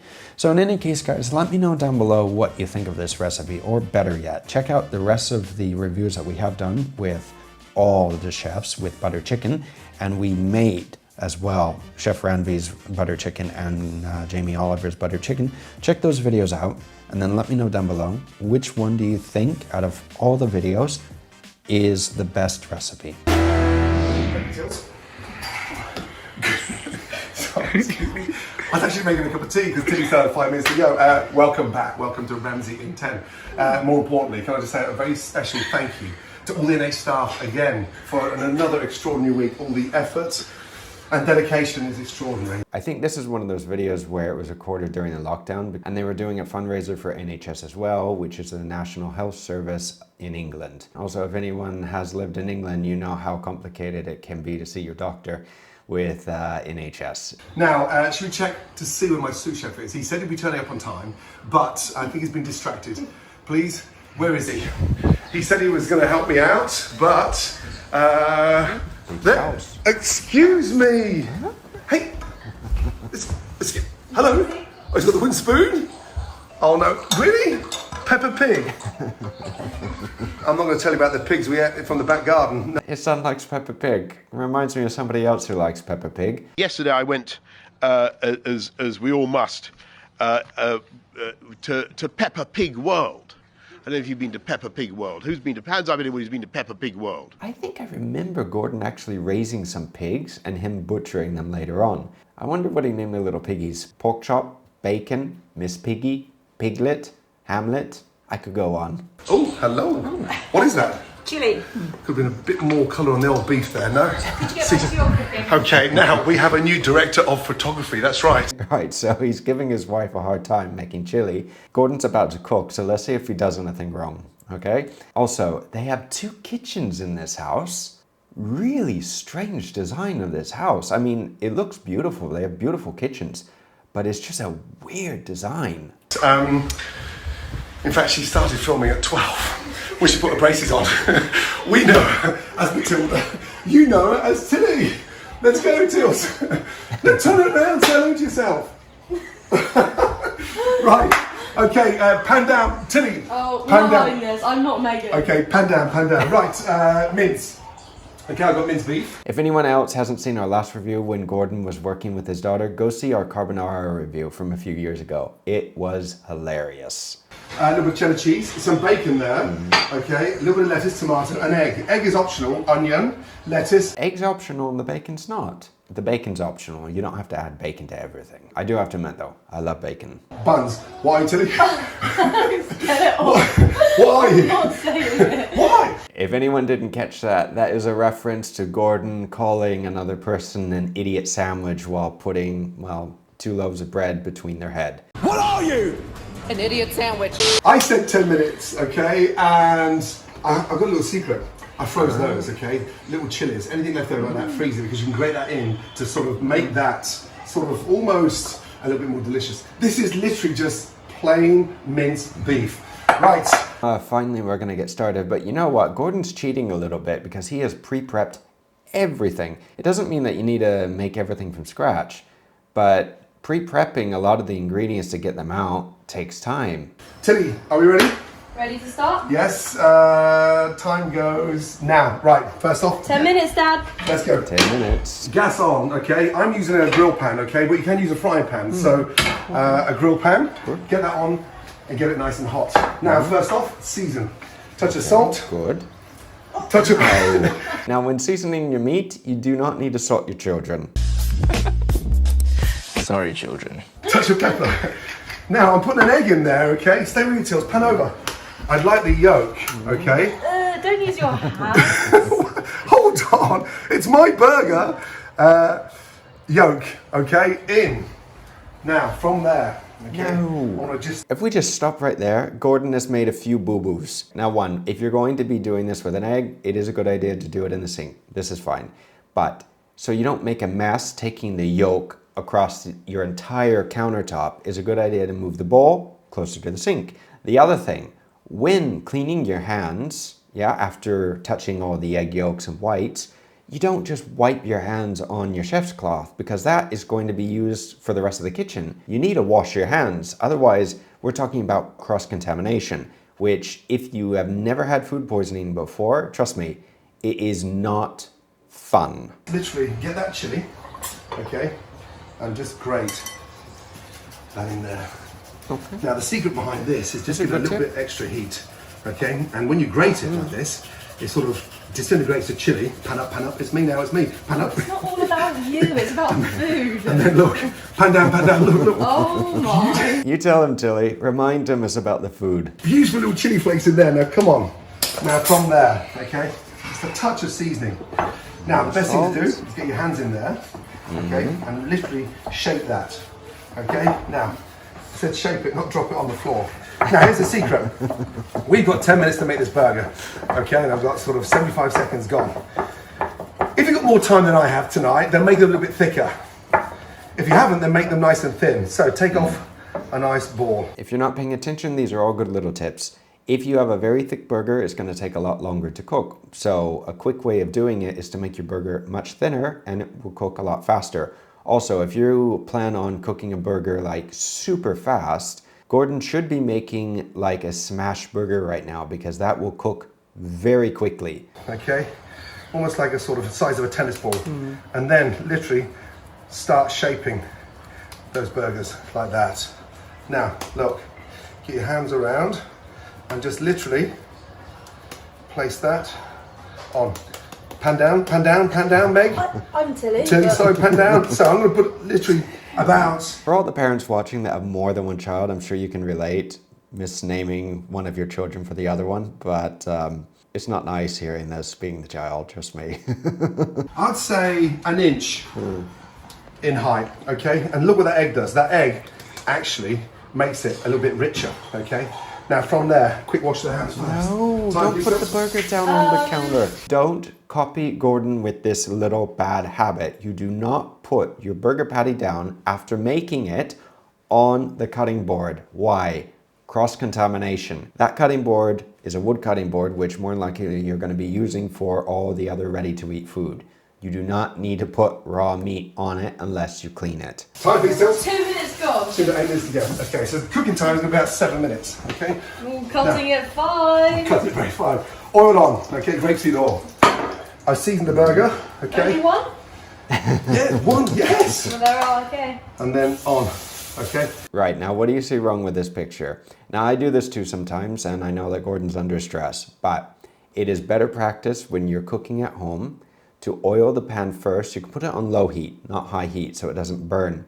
Shape the burger patty and then put that directly in the pan. And then wash your hands once instead of having to do it again. Now, look at that, okay? Push it down. We're only going to turn it once, okay? I've seasoned the meat inside, okay? That washes your hands out. A little bit of water. I want to season the meat again on the top. And down to it, please. Oi. On top. More There you go. salt and Now, pepper. turn it. That's the third time he seasoned his patty. Yeah, you don't need that much salt. Anyone with high blood pressure, this is not the recipe for you. Now, I love onions in my burger, okay?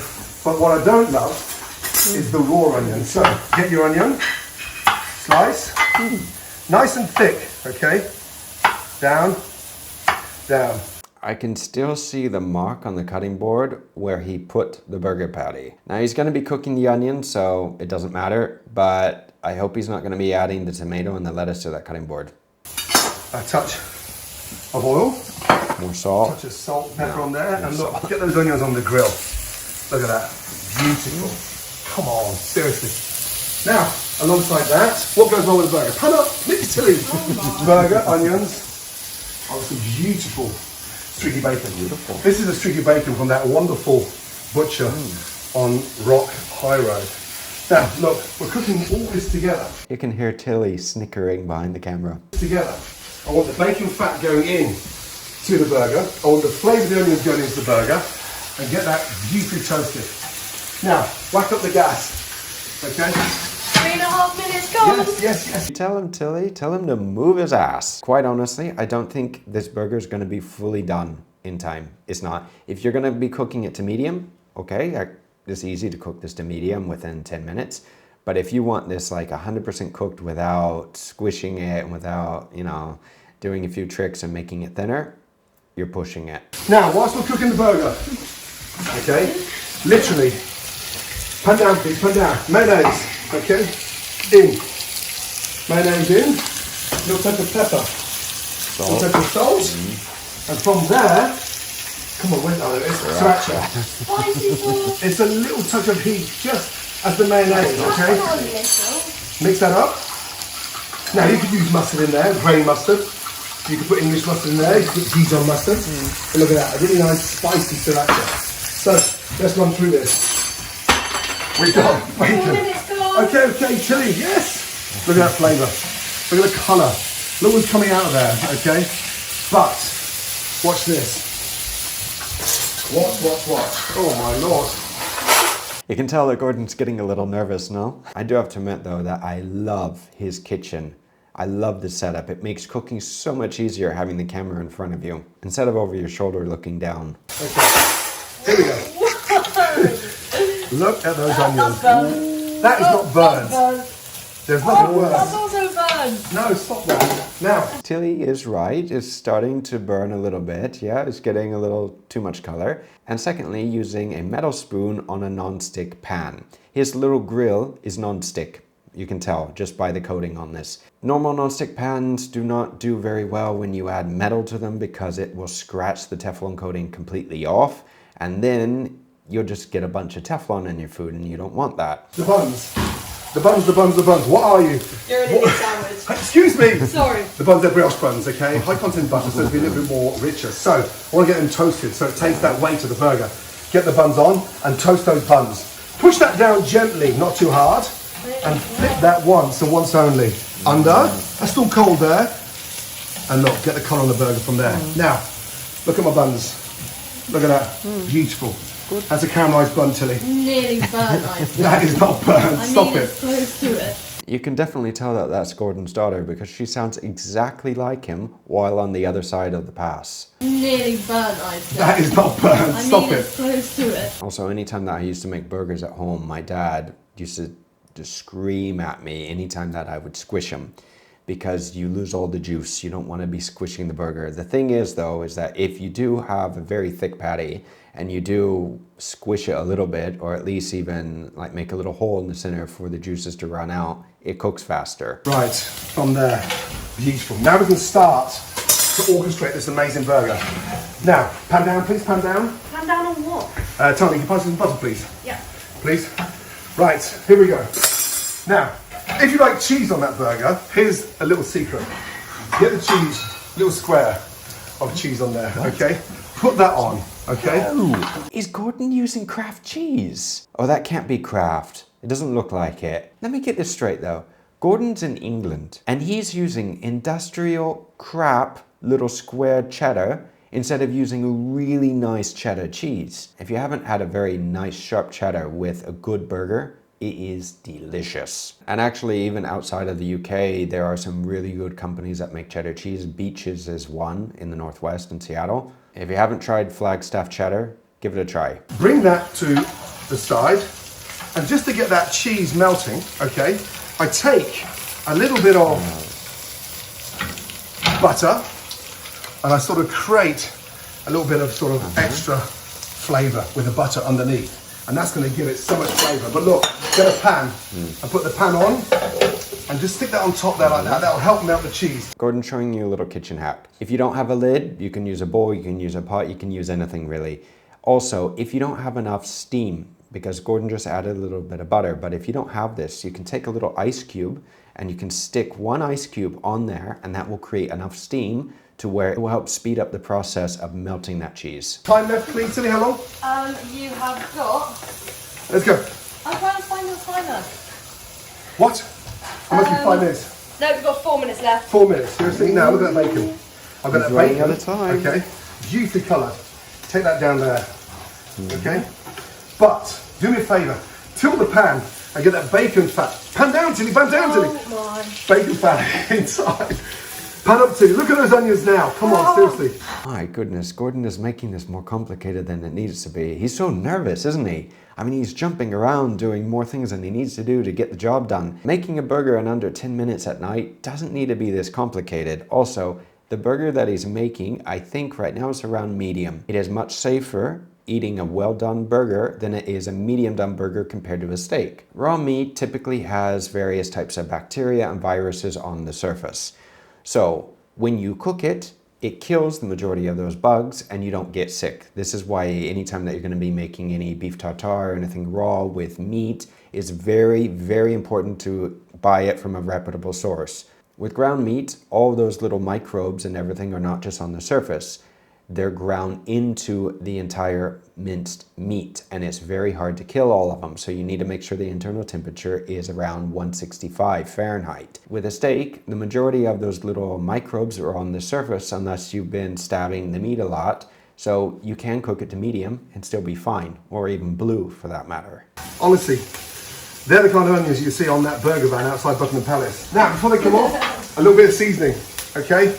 And just look. No, you don't need to be adding more salt to the onions. He's already seasoned the onions. So that's twice with the onions and 3 times with the burger. Now, you can't smell this, but the colour of those onions is incredible, I'm telling you.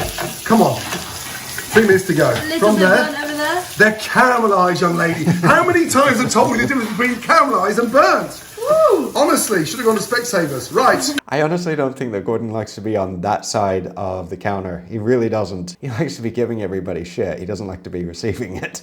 Josh, they're fucking cooked to fuck. Come on, speed up, guys, yeah? Not only just moping around the kitchen, but no one's got any fucking oomph in them. Yes, you're walking around like you're fucking buying a new pair of trousers. Sorry, yeah? Oh, am I here to work? Come on! Pan down, pan down. Caramelised onions, they are delicious. Seriously delicious. Off and drain, okay? Off and drain. Now, pan up, Tills, please. Pan up. I'm already up. Are you up? Okay, good. Right, lift the lid off. Look. If you haven't got a pan, put a bowl on top of that, but look at the cheese. Make sure that the cloth that you're using is not wet, because if you grab a hot pan with a wet towel, you will burn yourself. The heat will transfer very quickly. Cheese starts melting. Now that looks beautiful, right? Again, on there, gas up. Right, let's start the process. Pan down, please. 2 minutes ago. Base on there, right? Yep. Okay. We're running out of time. Oh boy. Lettuce first. That protects the burger, okay? From there. What about the sauce? You need to put that on the burger patty before you put the lettuce on it. Also, working in a real kitchen, if any of you are going to be working in the real kitchen, never put your plate or plate on your cutting board. It is very bad practice. Not only can you dirty the bottom of the plate, but your cutting board is a working surface. This is where you work. A little slice. Time left, please.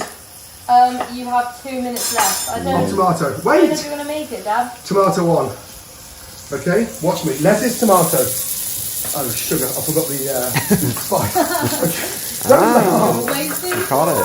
Spice. After that, lettuce. Now build this baby beautifully, okay? A little bit of salt on top of that. Now from there, I'd like some onions on there. Okay?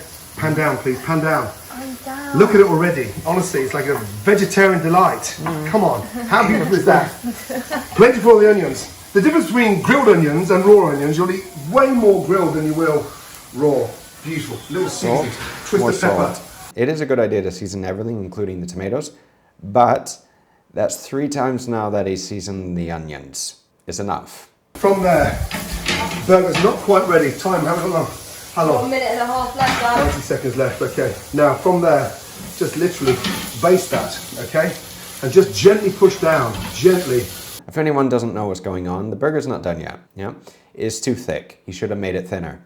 And he shouldn't have put the cheese on early, because the cheese takes what? Less than a minute? You can put that on at the last minute. Now, because the cheese is on it, he has to cook only on one side, which means that is a very good possibility that right now that bottom is burnt. But I would bet about $1,000 that that burger is burnt.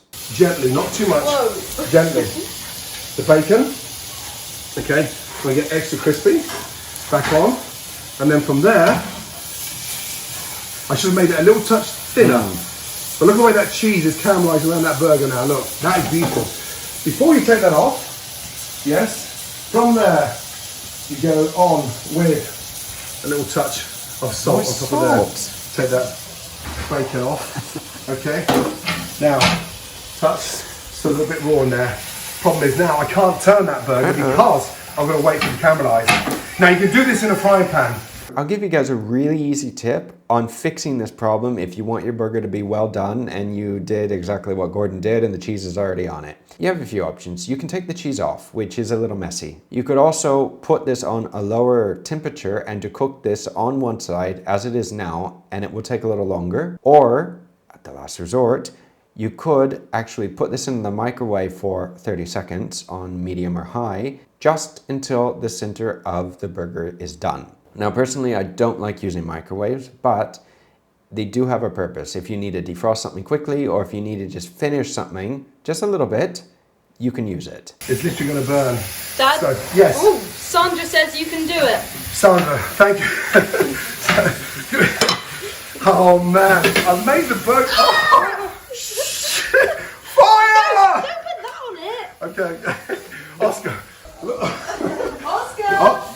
Oh no, time. Oh, he scared little Oscar now. Not good. Here we go. Oh no! What's he doing? Burger goes on. Wait. Now look. Come on. Now, 10. hold on, that burger may be rare. 5, 4, 3. Touch and then your onions. No. Wait. You're done! No. Wait, You're hold on. not! Oh, Dad, you didn't No. make it! He didn't make it. He failed. Sorry, but look at that. Fail! Oh my goodness me. The fire brigade were called. I mean, seriously. Okay. First of all. What? Press the windscreen. He failed, not by a lot, but he did fail a little bit. It's a beautiful burger. It really is. It's just that I'd like to see the bottom of that burger patty. I want to know if it's burnt or not.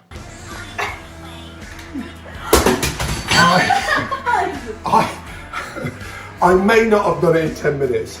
To be honest, the Ramsays have already donated to an amazing cause. I can't wait to see your burger. Don't forget to hashtag me. And more importantly, if it's good enough, I'll share it. If it's bad enough, I'll still share it. Now, I'm not going to eat this.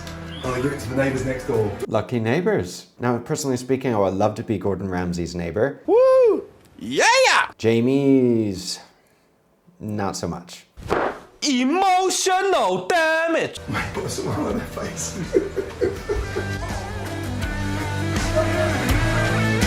To be honest, that was a lot of fun. Seeing Gordon's daughter act just like him is pretty impressive. That is definitely his daughter. Now, obviously, Gordon is a master chef. You don't need to even doubt whether or not he can cook. He can. It's just funny to see Gordon make this in under 10 minutes and mess up a little bit because it's funny. What next? Come on. This is England. Some fresh peas. Peas. And it's still called this carbonara. Welcome back to my channel, guys. My name is James. This is the first video that I've been able to make after my trip to Napoli. We went with some family friends and we had an excellent time. Ate a lot of good food. On the last day we caught the virus coming back, and for the past week I haven't been able to do anything really. Hi and welcome to Vincenzo's Plate. Today we are reacting to one of the most popular carbonara videos, and it's a video made by Gordon Ramsay. He abused so many people in his life. What are you? An idiot sandwich. Idiot sandwich what? An idiot sandwich, Chef Ramsay. And now it's time to take revenge. I'm taking revenge, guys, for all of you who were abused by him. Now, he's a great character. He was very aggressive. Now he's very sweet. He changed so much. Yeah, Ramsay did change quite a bit. Years ago, he used to be a lot more aggressive, and I guess he's calmed down with age. This happens to a lot of chefs, and this is also quite common in the kitchen. In the British kitchen especially, it's very common to see that character, Ramsay's character, yeah, with the screaming and the yelling. It happens, it's stress, it's just things happen in the kitchen. People need to hear orders clearly, but, well, you can't take it to an extreme. Guys, he made carbonara, which was terrible. That's how I start my video. So let's watch it together and let's see step by step all the mistakes that he made. Excuse me, I was talking to the neighbours. Love thy neighbour. Now, welcome to Ramsay in 10. Hope you're well. What an amazing week it's been. And first of all, a big thank you. What a nice guy this guy became. I mean, if you watch the videos from 10 years ago, he was not nice. Come on, Garrett! Go. Keith and Garrett, they just got all quiet. None of you are working as a team. Where's the lamb sauce? That's how he used to be, and now he's so sweet. No, because I haven't actually started cooking yet. This is the prep, okay? Right. Ooh, he throws salt on the floor. In Italy, we're very superstitious. We don't really throw salt in front of you, always at the back. We should be putting garlic mushrooms inside the carbonara, but let me tell you something really important. In Italy, they do it with the guanciale, the cheek, and there's no cream and there's a touch of regular garlic. But we can tell that this isn't going to be a traditional carbonara, no? He's adding peas, he's adding what looks like bacon and everything else. Guanciale, like Ramsay is saying, is the pork cheek, yes. If you can't find it because it can be difficult to get, you can substitute with pancetta. This is fine to use pancetta, but a little thicker pancetta. You don't want like a super thin pancetta like with the bacon, because otherwise it's going to be crispy. It's not going to be like in little cubes or lardons. But if you can actually get the guanciale, try it. Yeah, it has a different flavor to it. Bacon is going to be smoked, so it'll add another flavor as well to it, but you can substitute it if you need, because obviously carbonara is supposed to be an easy dish to make. It's not supposed to be like a super difficult dish. It's pretty easy to make, but you need the ingredients. And if you have good ingredients, you can make, say, even a margherita pizza with the simplest ingredients. If they're excellent ingredients, you can make it delicious. Excuse me? Why do you say in Italy to do it like this? So why are you changing it? You're not doing carbonara. Why did you say in Italy we put garlic? We don't put garlic. Never put garlic in carbonara. All right, I understand. You're in England. You're saying I'm in England. I can make it a different carbonara. But it's carbonara.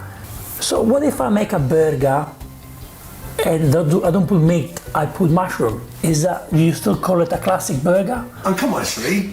You give us Gino de Campo, so the least we can give you is a mushroom and some garlic. What about some peas? It's funny, yeah, because with burgers you don't see people as specific when it has to be specifically just this way. Then again, obviously a burger is a relatively new invention. Carbonara alla Romana, you know, it's an old dish. The way of cheating that you see a lot of people make it is by adding cream to it.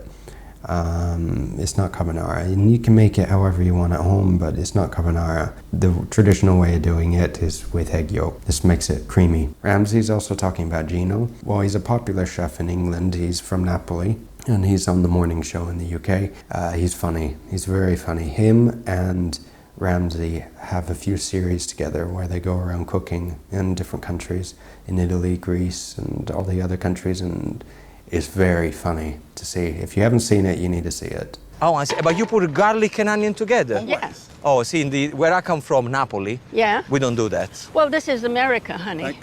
And we cut corners. Can we be honest here? I've been cooking Italian food. I wrote 16 cookery books and I still live in Italy. And I'm 83 years old and I've been cooking long before you were born. Peas as well. Mushroom, peas, garlic. There's nothing about carbonara. You're using bacon. Okay, we've got some smoked streaky bacon, normal streaky bacon, touch of cream. See, smoked bacon, first it's very thin, so it doesn't give you the texture that you want. You want the bacon, if you use bacon, or pancetta, or guanciale, the way it should be. You want that to be thick slices, and you can cut into cubes. You want that texture in your mouth when you have it, okay? Also, pancetta and pig cheek is cured. Smoked bacon doesn't give you the right flavor. I'm sorry. Creme fraiche, egg yolks, and beautiful spaghetti. It takes between 7 and 9 minutes al dente. Now, this spaghetti is using this brand called Di Vella. They used to be so good in the old days, you know, in the 90s, in the 80s. Now, it just became such a big commercial brand. If you look at the pasta, it's almost orange. I don't recommend you to use this pasta. Mushrooms, I've got a little bit of chili there, grana padano or parmigiano, some garlic, and a touch of chili to give it some heat. Chili. So you're basically combining spaghetti aglio olio, pasta with peas, bacon or egg roll, mushroom pasta, and I don't know. There's nothing about carbonara in here. I've never been a big fan of parsley, especially when they just dump it on the side of the plate, so we'll chop that. Why are you putting parsley? If you're not a fan, don't put parsley. Parsley doesn't belong to carbonara. They had parsley here in Spain to just about everything. You'll see it in literally everything. It's one of the most common herbs. We'll keep up. In, okay, let it melt, don't break it, and just twist that around, okay? Lid back on and bring that up to the ball.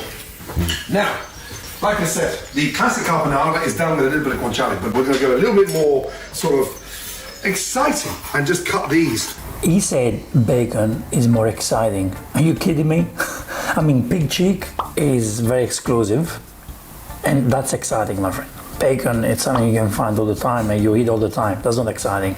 That's average, everyday meal. Why streaky bacon, you're asking, okay? It's got the most amazing flavour, but more importantly, it's got a lot of fat on there. It is good. He said there's lots of fat. You do want fat, okay? It is important, but it's just too thin, that bloody bacon. Now, from there, bake it in, okay? This guy's really messy in the kitchen. He just put water into hot oil. The secret here is to make sure we get a really nice colour on the bacon. Now, black pepper in. You can see how professional chefs cook a little differently from the professional kitchen and then in the home kitchen. A lot of the habits carry over to the home kitchen, but if you look at Ramsay, yeah, he is messy. And he's probably messy because he doesn't have to clean up. Because if I didn't have to clean up, I could be a little messier. But since I clean up, I try to make sure that I'm always, I clean as I go. But you can tell that that bacon is very thin, yeah? If you can, like I said, get pancetta, but get a thicker piece of pancetta cut and cut them into either cubes or lardons. It'll give you a little bit more time as well when cooking it, because if you're going to be cooking bacon that's super thin, what happens when you cook bacon that's super thin? It's going to cook fast.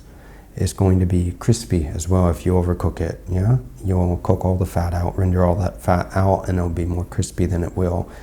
It won't have a texture to it when you bite into it. If you use guanciale or if you use pancetta, you want to sear like the outside, but the center, it shouldn't be rock hard, but the center should still be a little soft, so when you bite into it, it has a little bit of a different texture to it. It is very, very important that when you cook your meat for carbonara, you cook it slowly. You want to get it crispy on the outside, tender on the inside. You don't want to stress the meat. Why is the pasta already cooking? He's probably cooking the bacon way too fast and in a very high heat. And I don't think you get the texture that you really want in the carbonara. Why? I really like that sort of heat going in there. From there, take your garlic. I like leaving the garlic in. Slice them nice and thin. You don't add garlic to carbonara. You can if you want to try it at home, but no. Yes, you don't add garlic to everything. Let's put it that way. Okay, and then you can actually keep them whole and take them out before you serve it, but in like so. And then. Why is he using garlic? You can see Vincenzo's having a little bit of a nervous breakdown. No, about the garlic? Just a little bit. 2.5 minutes down. If you want to use garlic, which you are not meant to, saute the garlic before you put the bacon. Why are you doing the opposite? This is basic. This is basic, Gordon. This is basic. Turn that around. That pasta water is going to be absolutely crucial in a minute. That's right. Pasta water is going to be crucial because it's full of starch, and that's what you need to create the creaminess. It's not just the pasta water. The pasta water helps create the creaminess, but it's also the egg yolk. The egg yolks create a creaminess because, well, if you didn't use the egg yolks, you would have to use the cream because the pasta water alone isn't going to create that richness for the sauce. Don't slice them too thinly, okay? I want to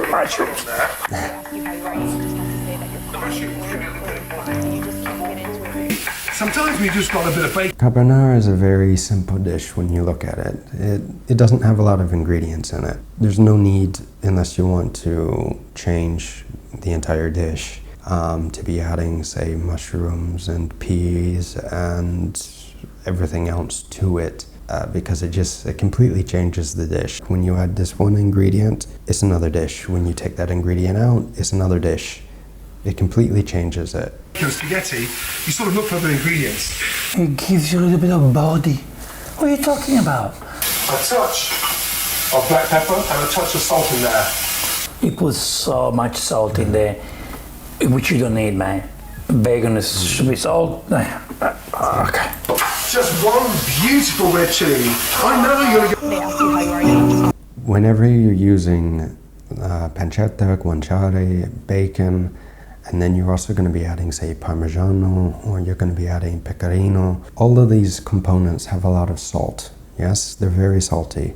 So when you're cooking, when you're making the carbonara or anything like this, first, you don't want to add more salt to that. You can salt and season the water for the pasta, that's fine. But for the actual dish, you don't want to be adding more salt to the bacon or the guanciale, and then you add the Parmigiano in, because at the end it's going to be very salty. If you do need to add more salt, just simply add more cheese at the end of the dish, and that should be enough. Because if you get a very, very good Parmesan, the ingredients will take care of themselves. You don't need to add on top of that. Beautiful red chili. We have a rainbow pasta. That's what he's doing. We got so many colors in this dish. There is nothing but carbonara. Would you buy a pizza margherita from the shop and then they give you a meat lover's pizza? Do you still call it pizza margherita?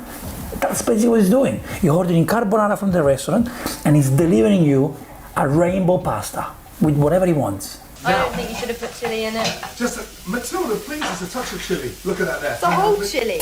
Just call it Gordon Ramsay lockdown rainbow pasta. But look at the soupy bacon. It looks expensive bacon now because all that fat's gone and that flavour's in there. Oh, Ramsay's saying that. Look at the bacon, because now it looks like expensive bacon now. No, it doesn't look like expensive bacon. It looks like cheap bacon that you just cut up and used instead of guanciale or, pancetta. It looks like ham. It turned like a ham, to be honest to me. And I like the meat to be cut into cubes when you make carbonara. Eggs. Okay, I want to grate some grana padano inside the eggs. Grana padano, that's the cheapest cheese you can get. Parmigiano Reggiano or pecorino. Pecorino is the right way, the right cheese to use for carbonara. But Grana Padano, guys, come on. I know it was in lockdown, but someone like Gordon Ramsay, he can get all the ingredients he wants. Come on. Now, That's true. Yeah, with Ramsay, he's a multi-millionaire. It's definitely the cheapest here in the grocery store, like half the price of Parmesan. Now, Parmesan is made from cow's milk, okay? It's a very good cheese. I love Parmesan, but that's just from cow's milk. Pecorino is from sheep's milk, yes? Has a different flavor to it. If you can get pecorino, get pecorino. But if you can't, get Parmigiano, and whatever you do, don't get the grana padano. It doesn't have as much flavor in it. So for that reason, he may be adding a little more salt to the dish, because it doesn't have that much flavor to it, not compared to the other two. And even if you make risotto, use Parmigiano. Don't use grana padano. Did you use a little bit of milk? Milk? So now we're making a mac and cheese? What are you doing? So we grate some Parmesan on top of the eggs, and then look, a nice spoon of creme fraiche. Of course, milk is fine. Sorry, what's creme fraiche? Is that double cream? Okay, look, so you mix that up. Ramsay's cheating a little bit. He's using creme fraiche, yes? He's cheating. This is an easier way of making it creamy instead of just using the eggs and tempering the eggs. Now, if you don't know what creme fraiche is, as Vincenzo doesn't know what it is, creme fraiche is like sour cream, but it's richer than sour cream. It's much more expensive as well, and it's not as tangy. It's thicker than sour cream. It's not as watery. I love creme fraiche. I use creme fraiche a lot. I can't get sour cream over here. I use creme fraiche for just about everything. But it has a little bit of a different characteristic than sour cream. I wouldn't be using this for this dish. So you can cheat a little if you want to add some creme fraiche to it, change it a little bit. There's nothing wrong with it. It's just, it's not the traditional way. The creme fraiche is really important. I'm going to put a little touch of water in there. Okay? Should put pasta water in there. I know, but if it's hot, it'll cook the eggs. Did you see what he did? I mean, that cream didn't look that bad. And then he added the water from the tap. Even the daughter told him, you should use pasta water. Gordon, what are you doing? You got so much experience on TV. You can't tell me you got stressed. I understand when you're in front of the camera, you make lots of mistakes. I do too, I do a lot, because there is pressure. But you don't use tap water. Look, it's not the right carbonara cream, but I have to be honest, it doesn't look that bad. I'm sure it's tasty. Now look at that colour. How beautiful is that? It's not beautiful, I'm sorry. It's not carbonara for me, so it's not beautiful. The mushrooms, they're not ready yet. So, sorry, I cook my mushrooms at least 15 minutes to give the flavors. 15 minutes to cook mushrooms is a long time. Yeah, and there's a lot of factors that go into how long you should cook mushrooms for. You need to know when they're done and when they're not. It depends on the variety, the type, the size, how thick you cut them. There's a lot of factors. So 15 minutes is too much. Guess what next? Come on. This is England. Some fresh peas. Peas. And it's still called this carbonara. Look at that. This is what I said before with Jamie, making curry and making like fried rice and everything else. We put peas in everything in the UK. Absolutely everything. We use peas for everything, yes? And you can see Jamie using peas for all his curries and for just about everything, and then, well, Ramsay's using it in the carbonara. It happens. Also, I want a nice full portion of carbonara. Okay? Correct the seasoning, the peas in there. He's putting a lot of peas in there. It's looking like a green pasta. Lightly toasted. He didn't put a little bit of peas. It's covered by peas. Gordon, I think your daughter would have done a much better job. She is good. She's on you. Like, she's telling you what to do. And you're doing the opposite. Right, pick up a little sponge. Add the cream. A little touch crunchy.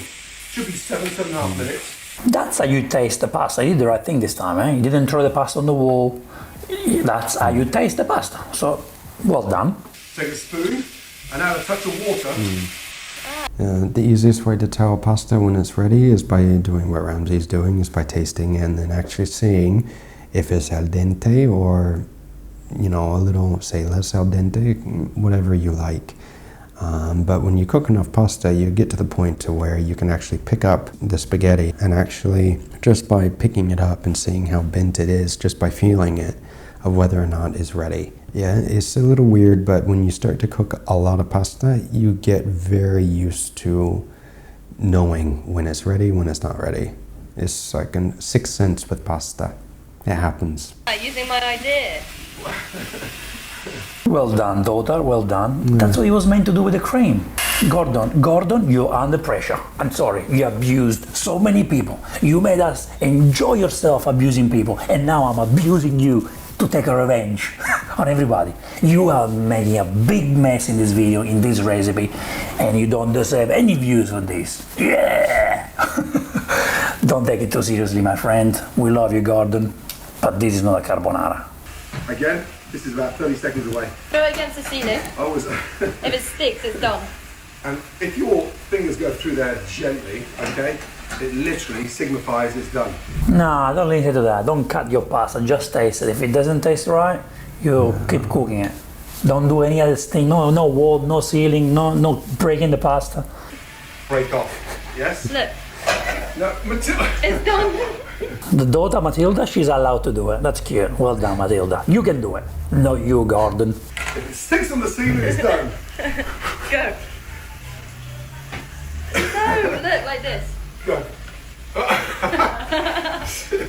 Tilly, where are you getting this from? There's more water in there, please. So they basically half of the pasta is on the ceiling, half of the pasta is eaten already, so there's not much pasta left. Okay, water out.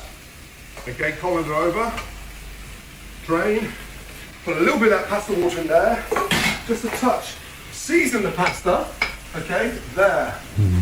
He's adding more salt to everything, so I would add the salt at the very end to see if it's correct, yeah, because that way you can control all the ingredients because you still haven't added any of the cheese or the other ingredients that are already salty. So just keep this in mind if you're making it at home. But watch, this is the most complicated part now. Look. It is the most complicated part. So if you're doing this, so things don't go as quickly, you can add this to the pasta or the pasta to this mixture, but do it off the heat. The residual heat from the pan will continue cooking the egg, because otherwise you could have a bit of a mess. If you freak out and you start adding things on the fire and then it's going to go too fast, you'll scramble the eggs, you know, things like this. Calm down, please. I'm getting you in it too. Calm down, calm down. And this is where it gets tricky. Hey Gordon, Matilda is doing a great job. Don't tell her off. She's a great cameraman. You are making the mistakes, my friend. Eggs in. Turn the gas down. The gas is not down. Look at the flame. Look how big, look how powerful that flame is. The eggs. Okay. There you go. You didn't turn the gas down. How can I do that? I've only got one pair of hands. You said turn the gas down and you didn't turn the gas down.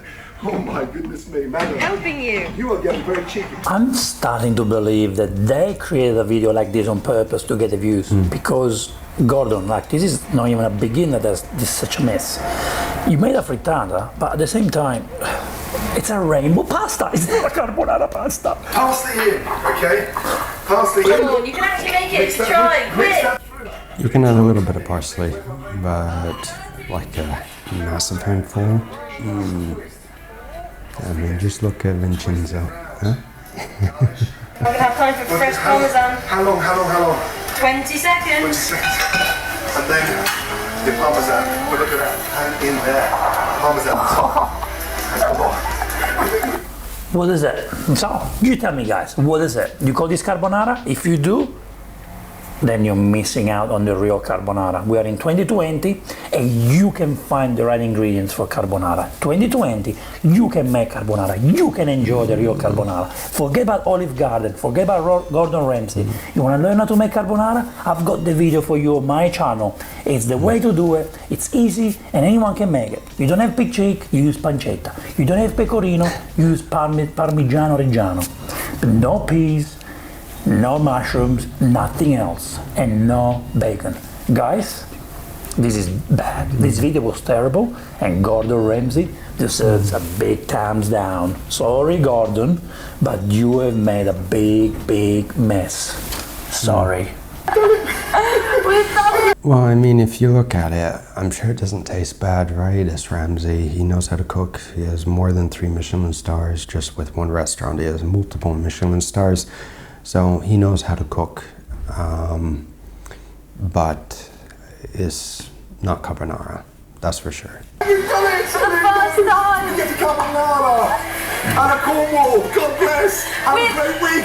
3 seconds! It was fun. It was fun to watch. He's a great guy. He's entertaining. I love him. We all love him.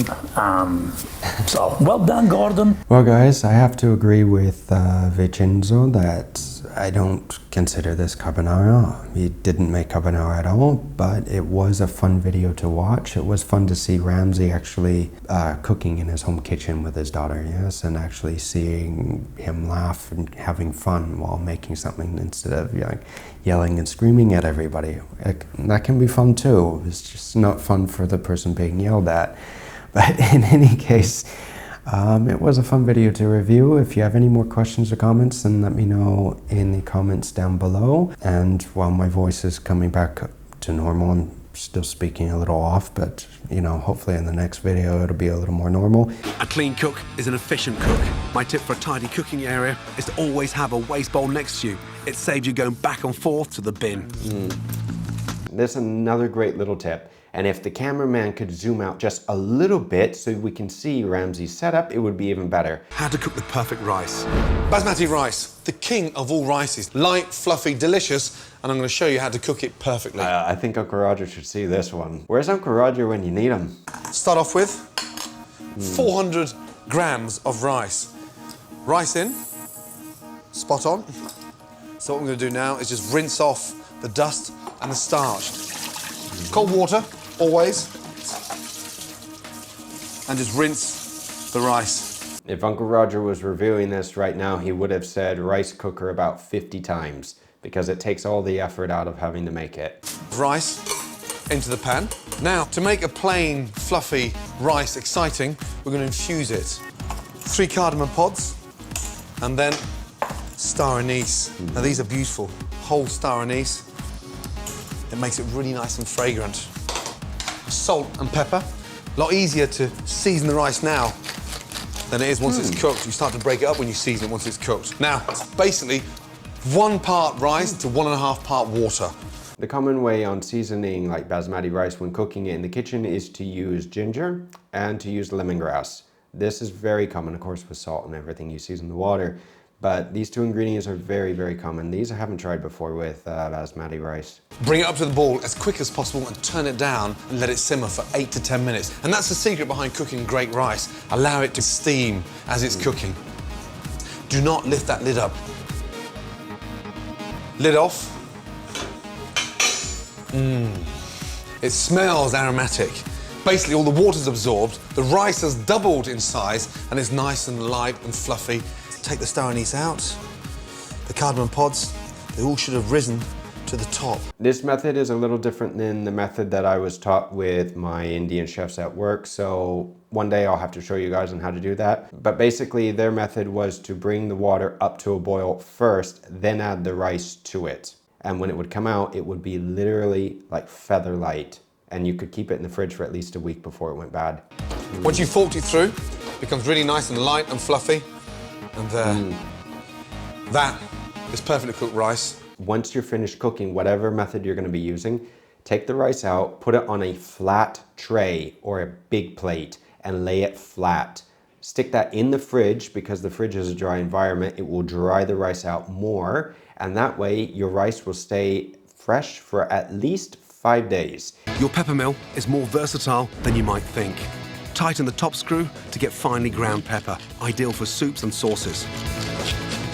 For general seasoning, you want it medium ground, so set the screw in the middle. And loosen it right off for coarse pepper, perfect for steaks and fish. That's it. Now, to give you guys a little more than just that, to refill those little pepper mills, because it's a pain in the you-know-what, you can take a little piece of paper, put it into a little funnel, and fill it. Or if you have a funnel that fits, then you can just pour the little peppercorns in there, because otherwise it's very difficult to refill it, and it's a little annoying. The key to cooking meat is to make sure it's at room temperature before you begin. Cooked straight from the fridge, the muscle fibres will be tight, which results in tough meat, and always let it rest afterwards, so it relaxes, becoming tender and juicy. Now this again is a technique that is taught to a lot of chefs. If your steak is thin, it doesn't really matter as much as a thicker piece of steak. So if you have a very thick cut, it matters, and it matters a lot. If you're going to be roasting, it matters, because it would take that much longer for the center of the roast to come up to temp. How to chop an onion. This is the root. That's absolutely crucial. Leave that on there. If you cut that off, the onion will start to bleed and you'll start crying rapidly. Slice going forward. Let the weight of the knife do the work. 3 fingers, 1 in front, 2 behind. And this part of the knuckle is going to guide the knife. This is a very classic way on teaching you on how to cut an onion. One little free tip I'll give you guys. If you refrigerate your onions, they won't cry as much. It won't be as pungent. Also, if you do it in an area where it's well ventilated, like you have your canopy on or the door or the window open, it'll help. Point the knife towards the root and try to get as close to the root as possible with the weight of the blade to cut through that onion to get to the base of the root. And that's what we're left there. No waste, just the root. And look, there, you've got a really nice, finely chopped onion. And if you see any big bits after doing exactly that, I would suggest to run your knife through the onions again, just chop them to make them finer. It doesn't hurt, it'll take an extra minute or so. Just keep running your knife through it and you'll have a much better consistency. Otherwise you'll have big pieces like this. Cooking pasta, a great budget basic to keep in the cupboard. It can be easily undercooked or overcooked. Here's how to do it properly. First, water in, nice large pan to make sure the pasta's got sufficient room to cook evenly. Nicely seasoned, absolutely crucial. Olive oil in, that stops the pasta from sticking together. Right, now if you ask an Italian this, Not right! you don't need to add oil to the water. Water and oil don't mix. Some of the oil will coat the pasta after you pour it out. I mean, it will, but you can also just stir the pasta in the pot as it's cooking. And when it comes out, if you're not going to add it directly to the sauce, then you can add a little bit of oil to prevent the pasta from sticking to each other. That's a rolling boil. The secret there, it stops the pasta from sticking together and it gently rolls it around. Now, this is angel pasta, nice thin pasta, takes 3.5 to 4 minutes. So, into the pan. As it hits the water, it melts, and then you turn it round. Tongs, as that starts to melt, gently twist that into the pan, bring it back up to the boil. If you're bad at timing, then set a timer. It is very important when you're cooking pasta to check. Physically take a little piece of pasta out and bite it. Lift a little strand, and you can actually feel it with your fingers. It's still nice and firm. Al dente. Not a bite, not a strong bite, but just really nice and firm inside. Into a colander, drain the pasta. In a light seasoning, salt and pepper, a tablespoon of olive oil. Mix that through. That stops it from sticking together. And look, there you go. Beautiful pasta, al dente. If you're going to be cooking pasta for any salads, it is very important to overcook the pasta because when you're eating the salad, more often than not, you're going to eat it colder. Pasta, when it starts to chill, will start to harden a little bit. So it's not nice to have an al dente piece of like pasta salad. To skin and debone a fish the hassle-free way. This is basically a filleted side of salmon. It's been taken off the bone and now skin off. Pick up your knife, a really nice broad, flexible filleting knife. Right, now you need to be careful when playing with your knives like that because Ramsay has broken them before. The filleting knife that does the work for you. That's a flexible blade that bends round the bone on the fish and doesn't allow it. Oh, me. Okay, shit, I've just stabbed Danny. Lift up the base of the towel and then just nick a little bit at the end there. Twist the knife almost as if it's horizontally underneath the salmon. Pull the skin and you slice the salmon underneath and let the knife do the work. Now, get your skin, flip it back over and check you're not leaving too much salmon on top of the skin.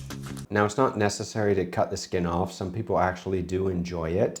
You don't need to get rid of it. It will also protect the fish when cooking it in the pan if you leave the skin on. It is also a better idea to get a knife that's longer than the width of the fish. Pull it back, and nice and slowly. Get the skin, wrap it around your fingers, pull the salmon towards you, and then just all the way through. Lay that down. One nicely skinned salmon, just like a perfect snake skin. Before you cut the salmon up into smaller pieces, it is a good idea to remove any of like the gray meat on the back end. It's not necessarily toxic or anything, it's just like all the crud, it's all the blood and everything. You don't want it. It's also a good idea to remove any bones that are in the fish before you slice these up into little fillets. Get your knife and just run the knife down, and then with a pair of tweezers, these are fish tweezers, but you can use normal tweezers, look for the head, up and pull. And with the skin being removed from underneath the salmon, the pin bones come out a lot easier. To just basically halfway along the fillet, one nice fillet of salmon, beautiful. Most of the salmon that you buy is actually farm-raised salmon. It's artificially colored. So if the meat wasn't colored, it would actually be gray.